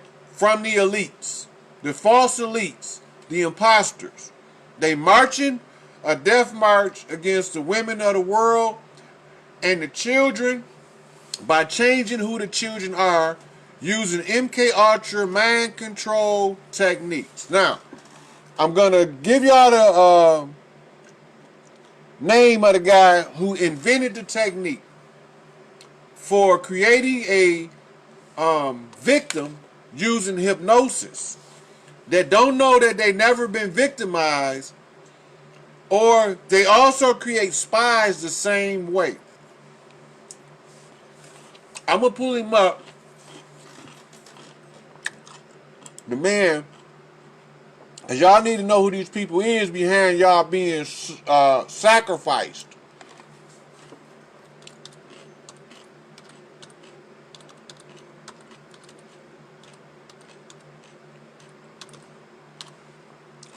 Y'all need to know who these people is. This dude right here. He is the one who developed alternate personalities and what you heard of as Manchurian candidates. I have his books and I've studied his works. He is as wicked as you could possibly think he is. He the one taught them how to use pain rights through sexual abuse of children to turn them into drones to have them delivered into the locations of certain people and spring an alternate personality out to condemn the other person. This is what they did to Malachi. This is the guy behind the whole sex case of Malachi, and he been dead for years. He wrote the blueprint for them to follow. Right? So George Esterbrook's his name. You see that link right there, Portia? If you go to there and you pull him up, you see that link right there? Share that and write George Esterbrook's MK Ultra Mind Control Specialist #1. I'm not going to go through all of them. Only reason I'm bringing him up, because he's the one who created child sex sacrifice victims, pain rights, so that they can create alternate personalities and use them as weaponized humans. This dude right here did that. Right? George Esterbrook. Y'all need to know what he looked like right? Now, all of these people that you see right here are connected to him. They all got something kind of to do with MK Ultra or government espionage and stuff like that in psychology and mind sciences.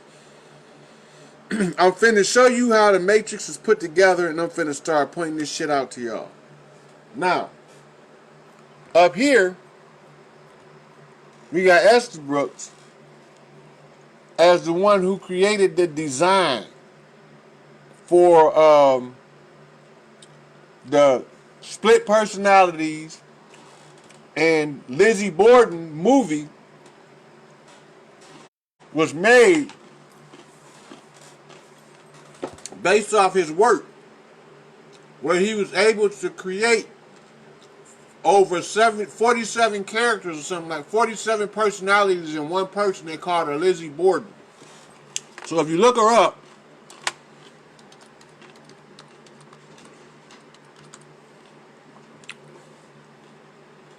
no, not Lizzie Borden, my bad, I'm telling y'all the wrong person. They made a movie about her in the 70s called Sybil.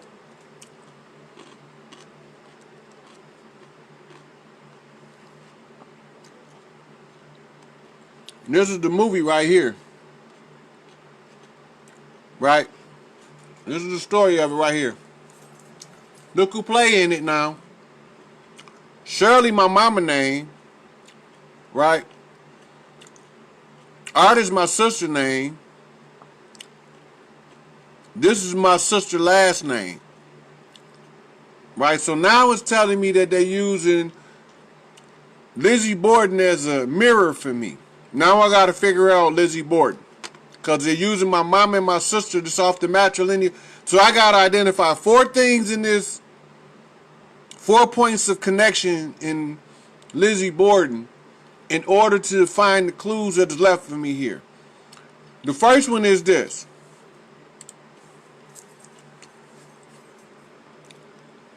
Let's go find out who she was. Because you always need to know who the subject is in an investigation. So her real name is Shirley Ardale Mason, right? And they call her Sybil. Why do they call her Sybil? They call her Sybil for this reason. I'm going to show you everything I'm telling you.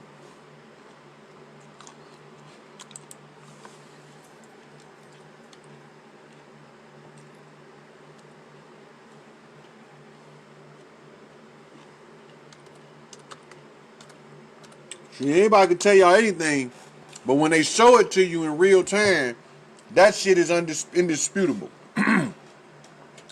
See this? African Sybil.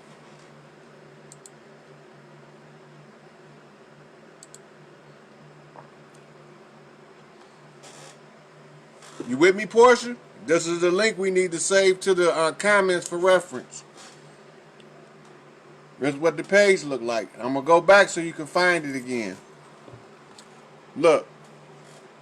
This is why they called it Sybil. And this is why my sister and my mama, my matrilineal line is the reference. You see what it say? The suppressed history of the civil prophetesses. Right? And you go down, it give you a YouTube link. I'm not going to go into that. But there's also a PDF. So let's go back and find the story of the Sybil's written form.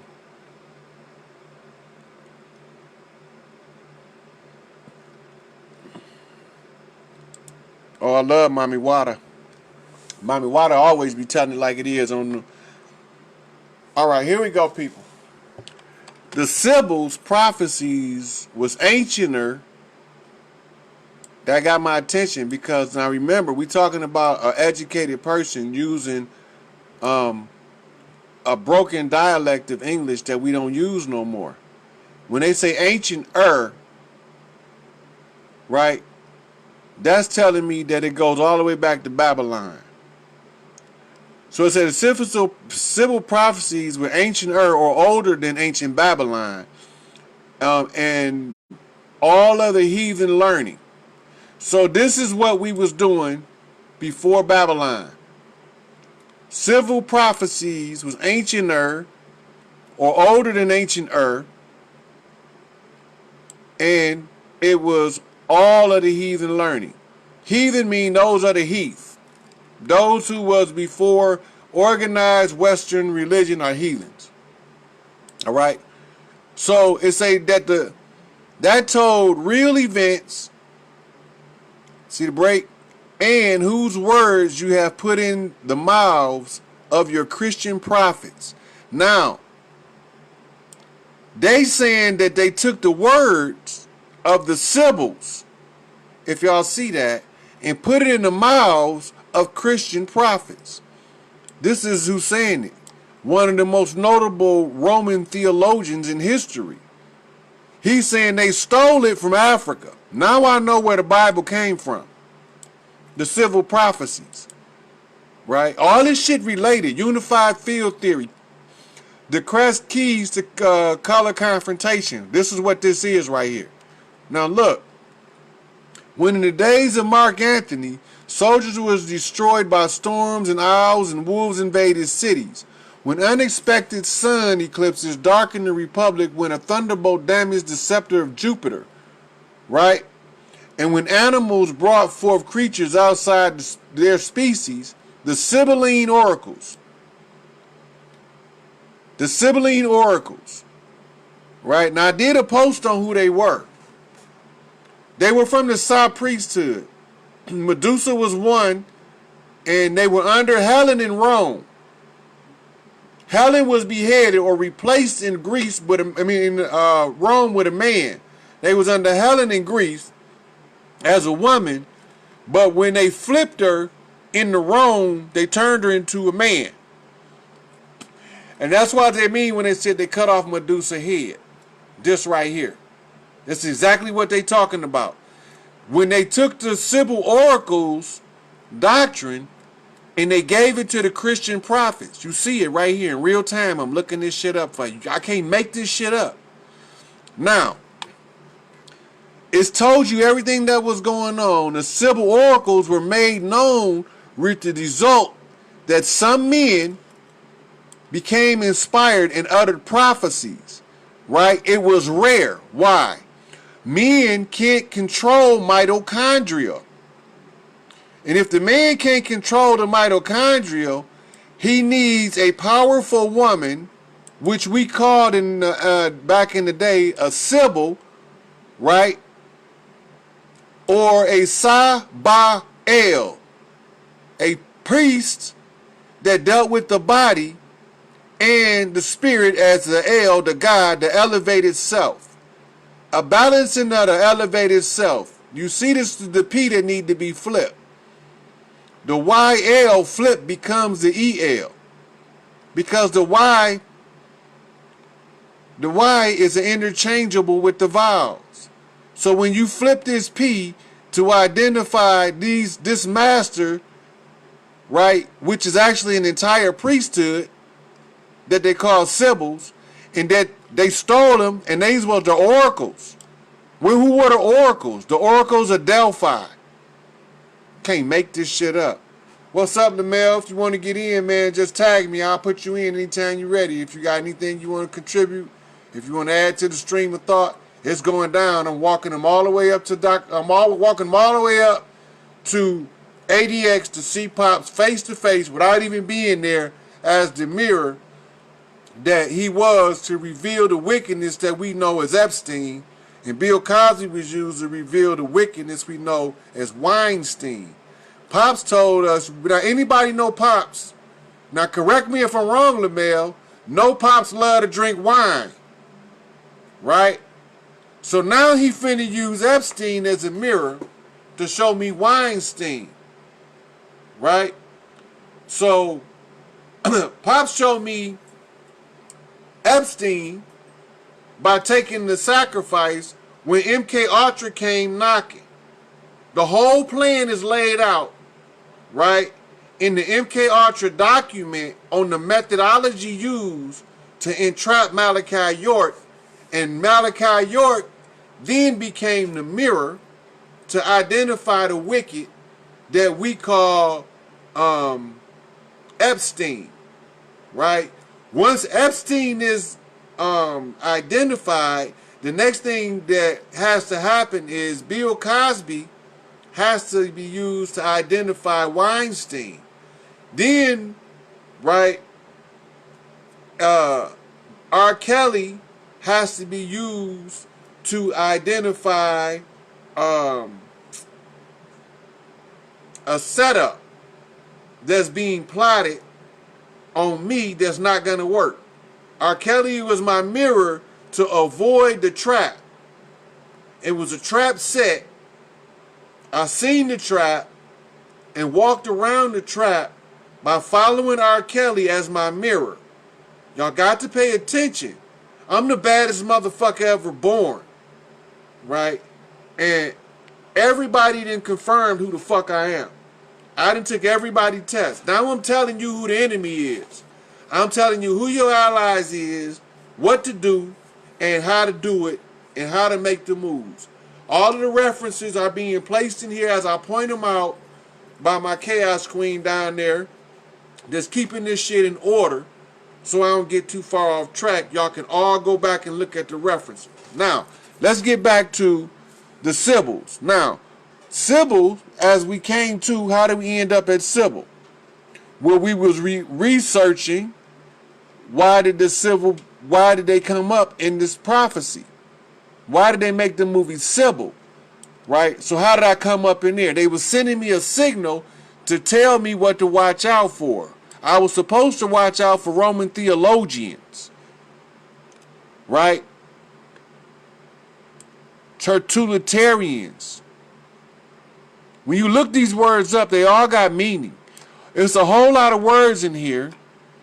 Like when they use Sybil and Oracle at the same time. That's a contradiction. Because the original Sybil priest was the priestesses of Mot.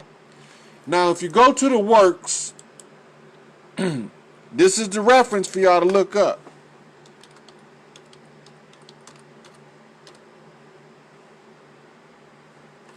This brother was a high-ranking adept in our community. Y'all need to get all of his stuff y'all can get. Support his people. Barishango, he not with us in the physical. He with the ancestors, fighting like a motherfucker to try to break you motherfuckers free. And y'all keep closing y'all ears to the motherfucking truth. This brother right here gave you a very important book to crack the secret. This book right here. This book right here. This is one of the baddest motherfuckers on this shit that's breaking the goddamn spell right here. I'm showing you where to go get the information from. I'm not making this shit up. I'm the baddest motherfucker out there. They can't fuck with me. This book right here.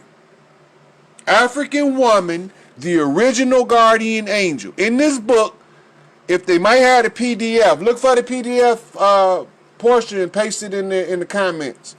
And always identify what you put in there, because from over on this side, I could just see the link, but I can't see what it is. So I'm thinking other people gonna run into that same option. So type a little tag in there what you putting in there, so when they see the link, they'll know where they going to if they on their phone. All right. So now, also he got a book called African Genesis. Right. This is telling the creation story from our African ancestral spirit side. He has also got a book called The God, the Bible, and the Black Man's Destiny. Barishango is a very, very powerful oracle of what we call the 7 African spirits.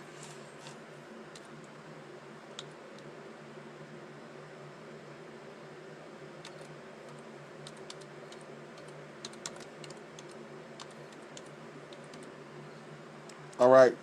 So the 7 African spirits, or 7 African powers, or 7 powerful Orisha. I'm showing this to y'all in real time, who play a vital role in the life of humans. So right here, under our tradition, this is not Christian. This is how we was before they brought us the Bible. That they stole from us and reworked to entrap us. That they shattered the mirror on us and told us to look the other way, and we seen the wrong shit. The 7 African powers are 7 powerful Orishas who play a vital role in the life of humans. That means that God is not absent. God doing something. Right? Such Orishas are Eshu Elegua, most powerful Orisha. That's the top of the totem pole. That is the crown chakra that they talking about opening up. So now when they talking about African spirits, these powers, you have to unlock all 7 of them. I got to show you how to, you got to find 3 points of reference for them. Right? This is number 1. The most powerful Orisha, messenger of the gods. Now, the messenger of the gods in Greek is Mercury. So, Mercury is represented by the sun, the planet closest to the sun. What they call in ancient Babylon the seventh planet. Because they count from outside in. They call, so your reference for that is a book. Look this up and post this page off for Amazon by it's called Mercury 7th Planet Rising is the name of the book portion. Mercury 7th Planet Rising. That's telling you who Mercury, the messenger of the gods, is in Samaria, where we going back to Babylon to identify the devil back then so that we'll know who his representative is now, right? He is the spirit of the crossroads. See it right here? Right? He is down over here. The spirit of the crossroads is called Baron Samedi. That's my lower, right? Now, in the voodoo tradition, a lower is a Orisha in the Bantu tradition or the Yoruba tradition. They call them Orisha. In the Voodoo, they call them the lower. In the Voodoo, Eshu is the spirit of the crossroads. That's me, Baron Samadi. Grandmama, Big Mama, Mother Margaret is the one who did the ritual with what she told me was alligator incense to anoint me as Baron Samadi. Now, he's also known as a divine trickster, right? Now, if you go to Norse mythology, this is Loki. Loki is the trickster. Who in the fuck is Loki? He is the adopted son of the father of Zeus, they call Odin, right? Now, the messenger of the gods in Greece is Mercury. That's one identification. The spirit at the crossroads, right here, is Baron Samadi. The divine trickster is Loki, right? Look, spirit of chance. That's another aspect of Samadi as the god of the gambling, right? But this is Dionysus. So now you got to look up Dionysus, because Dionysus is the god of debauchery. He is the god of sex, alcohol, and narcotics. He's the god of the left hand. This is the son of the mother. This is the widow's son they talking about here. This is Hiram. Right? Now, what else do he control? He controls chaos. You see it? Hey, Portia, sweetie, I got you in the mix right here. What else do he do? He tester of mankind. Now, stop right there. What the fuck do you mean he testing motherfuckers? What you mean? Testing you for what? What is he testing, your blood type? Is he testing you for HIV? Is he testing your IQ? Is he testing your intellect? Is he testing your physical prowess? What the fuck is the test? Nobody ain't telling us. But now, who else is known to test man? Right? Who else is known? Remember the temptation of the Christ.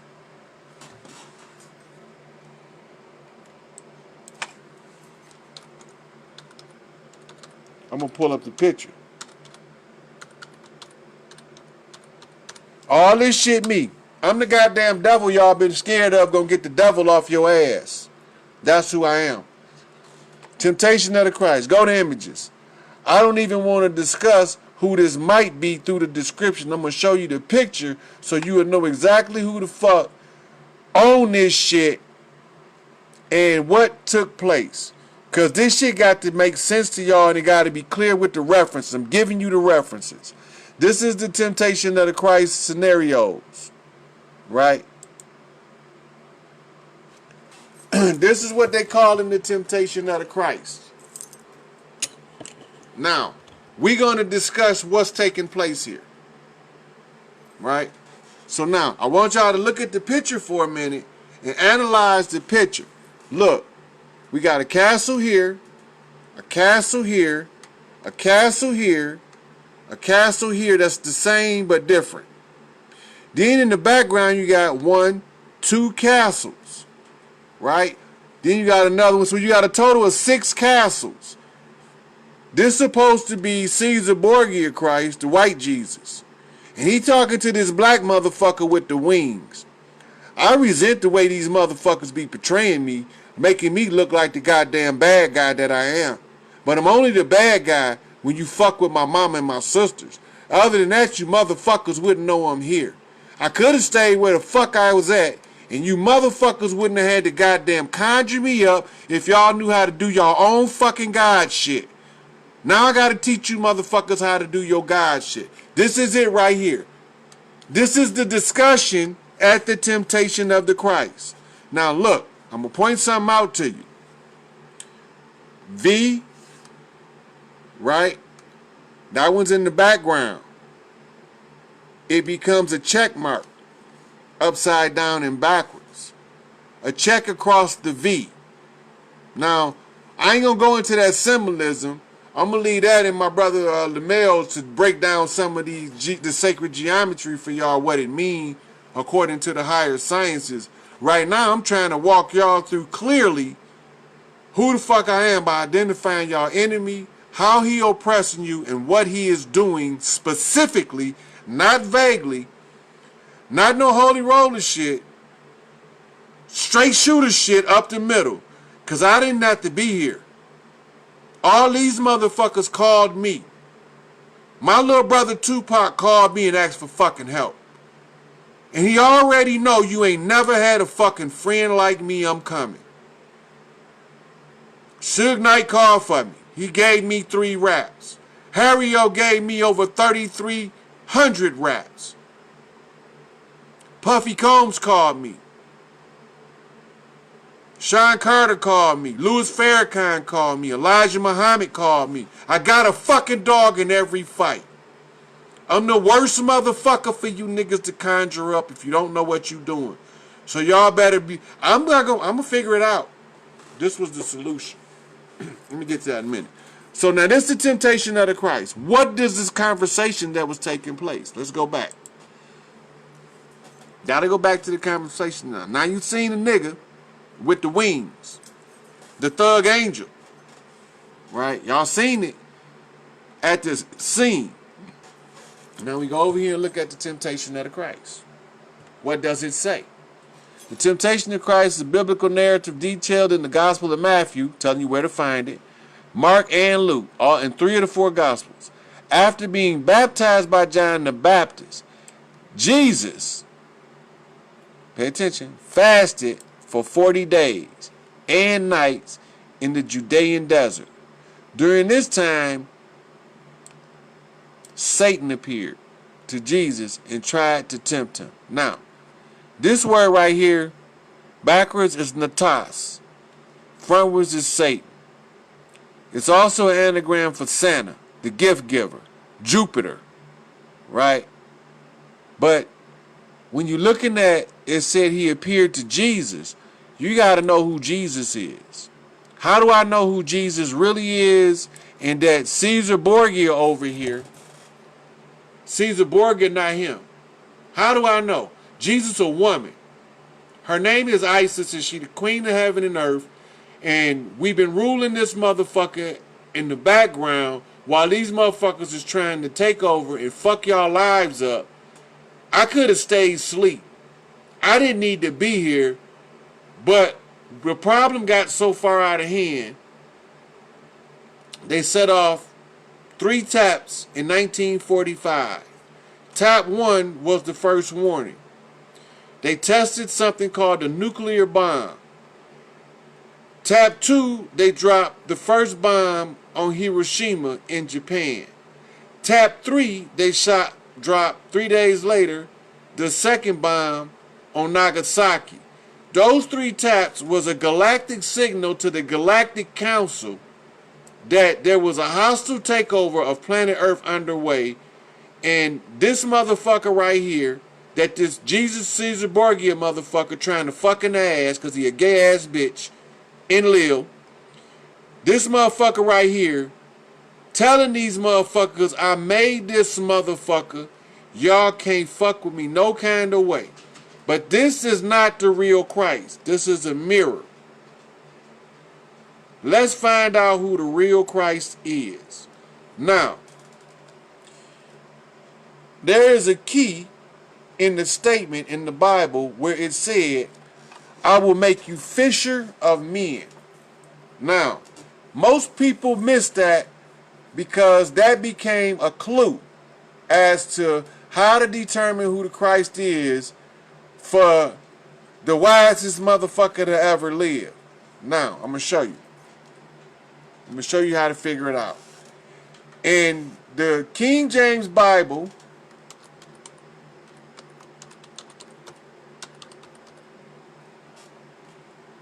we'll look it up. We'll try to look it up. Now let's look up the King James Bible. There was no J. I'm going to look that up in a minute. Go on the King James Bible first. Now, this is the story of the King James Bible that they give us. The hell?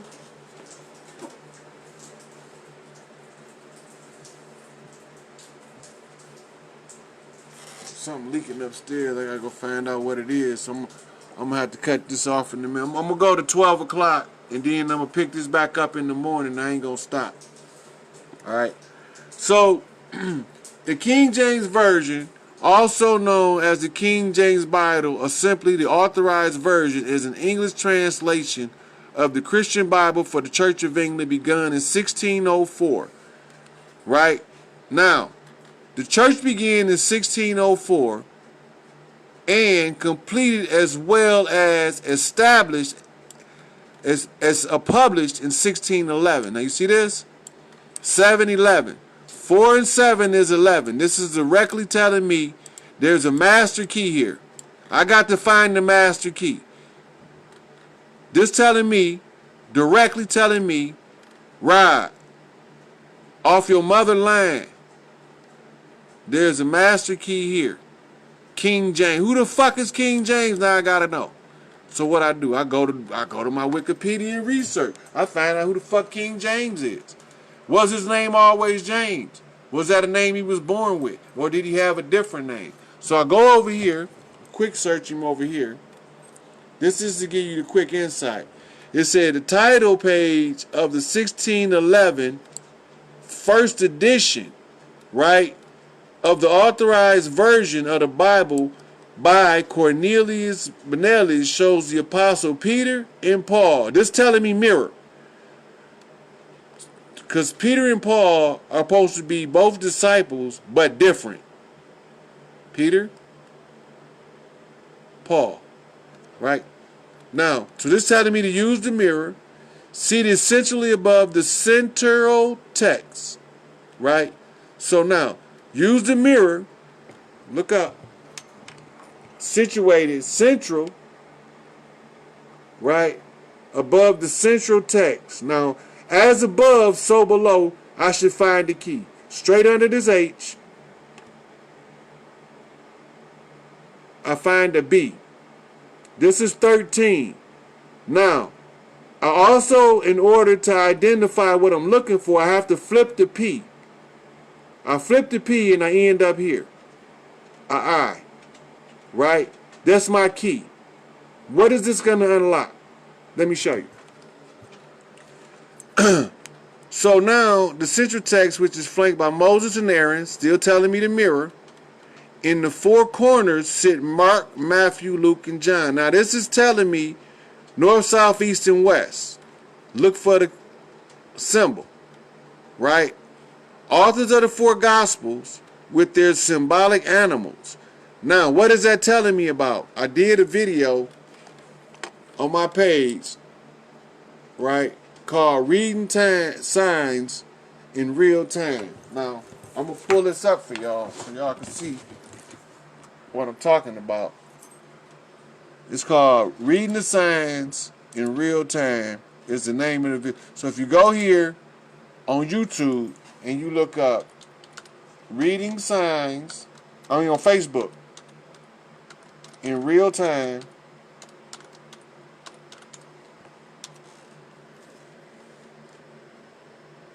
you're going to see a video or two of mine come up. I'm going to show it to you.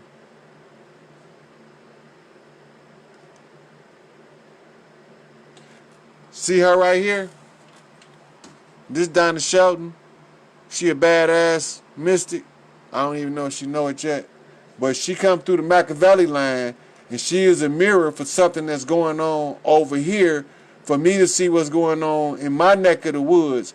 She is my Tupac canary, so to speak, or pigeon, right? She is the one who is revealing to me my warning from Yasmin Yafula. Remember, Tupac told me to watch Yasmin, Gloria, Feeney, and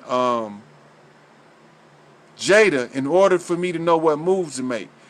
So when she came through, it was to reveal to me something called the Murder of Crows. She is mirroring Yana, and Yana had a hysterectomy, and the crow that's trying to turn me had a hysterectomy. So damage good. So now they trying to trick me, right? But she is similar to Yana in one way, and Yana is similar to the murderous crow in another way. They have a similarity but different. What's the difference? The difference is they built different and they skin tone different. What's similar?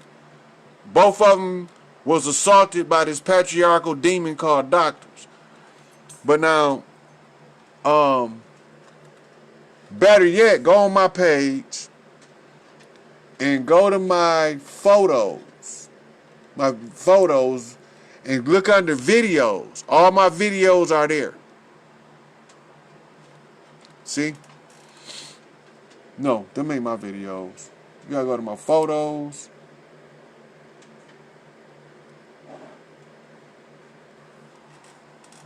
I only take them down if I have an incongruency and I'm told, or if I'm told I released too much information too soon, which that's no longer a problem. Now go into my photos. It's not showing my photos. This ain't my shit. Oh, that's why. Still got this. Go home. Alright, go here. Photos. Right. Now go to albums. And go here to videos. Now, the one that's called Reading Signs in Real Time is pulling the page from Manly Palmer Hall's book and telling you exactly what he was just telling me about the King James scenario. Right? Now, which one is it? Reading Signs in Real Time should be...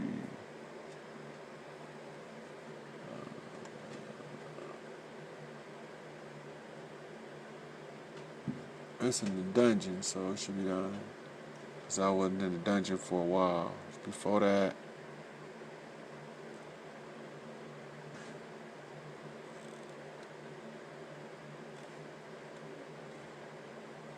I think it's this one. If it's so, I used the Manly Palmer Hall to show the picture that they just described, and I was using the picture to identify. Yep, this it right here. All right. So it's called Reading Signs in Real Time. But if you go in here and you look, I'll show you something.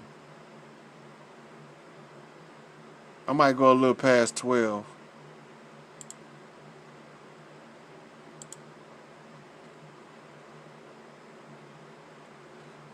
I want y'all to see the picture that I'm reading in the video. Alright, so I gotta get it to catch up. See how slow it's running? But that's because I'm in transition right now. And I ain't really set up to be doing these videos. But the information is critical to get out on time, with time. So whether you listen or not, I'm still going to put the information out. Right? I'm not going to go through this, but if you look in there, you'll see I'm reading Revelations chapter 13 is a picture painted in Manly P. Hall's book called Secret Teachings of All Ages. Right? And that's what we was just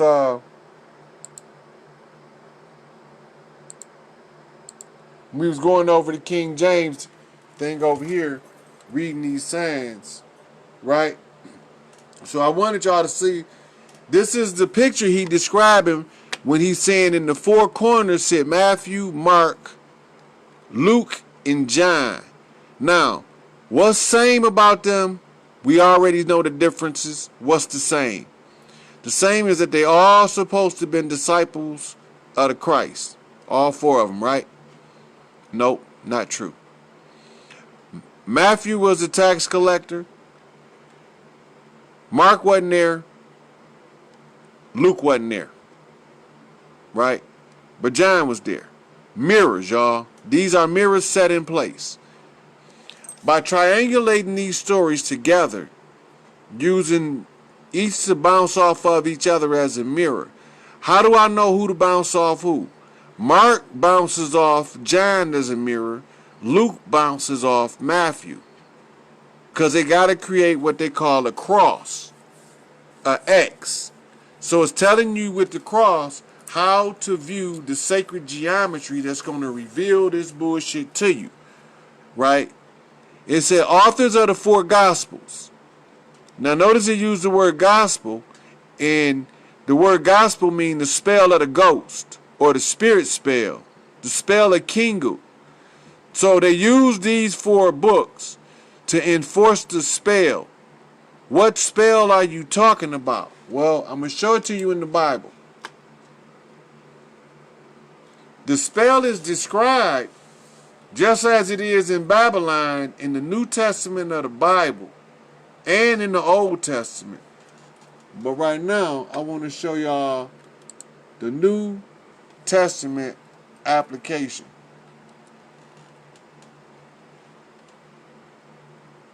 Man, I don't know what to do about this doggone slow ass internet.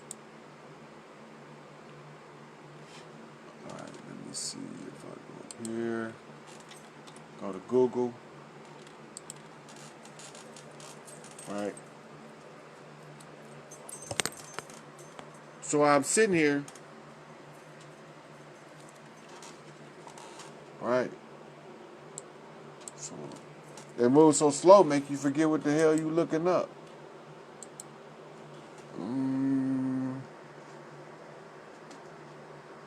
Okay, authors of the four gospels with their symbolic animals. All right, now that's the four quarters. But it's one common animal to all four disciples. Right? One common animal. If I go to my page, I'm going to show you the common animal that's common to every disciple. Just like I did that, I go to here. Wait a minute. I'm going too fast.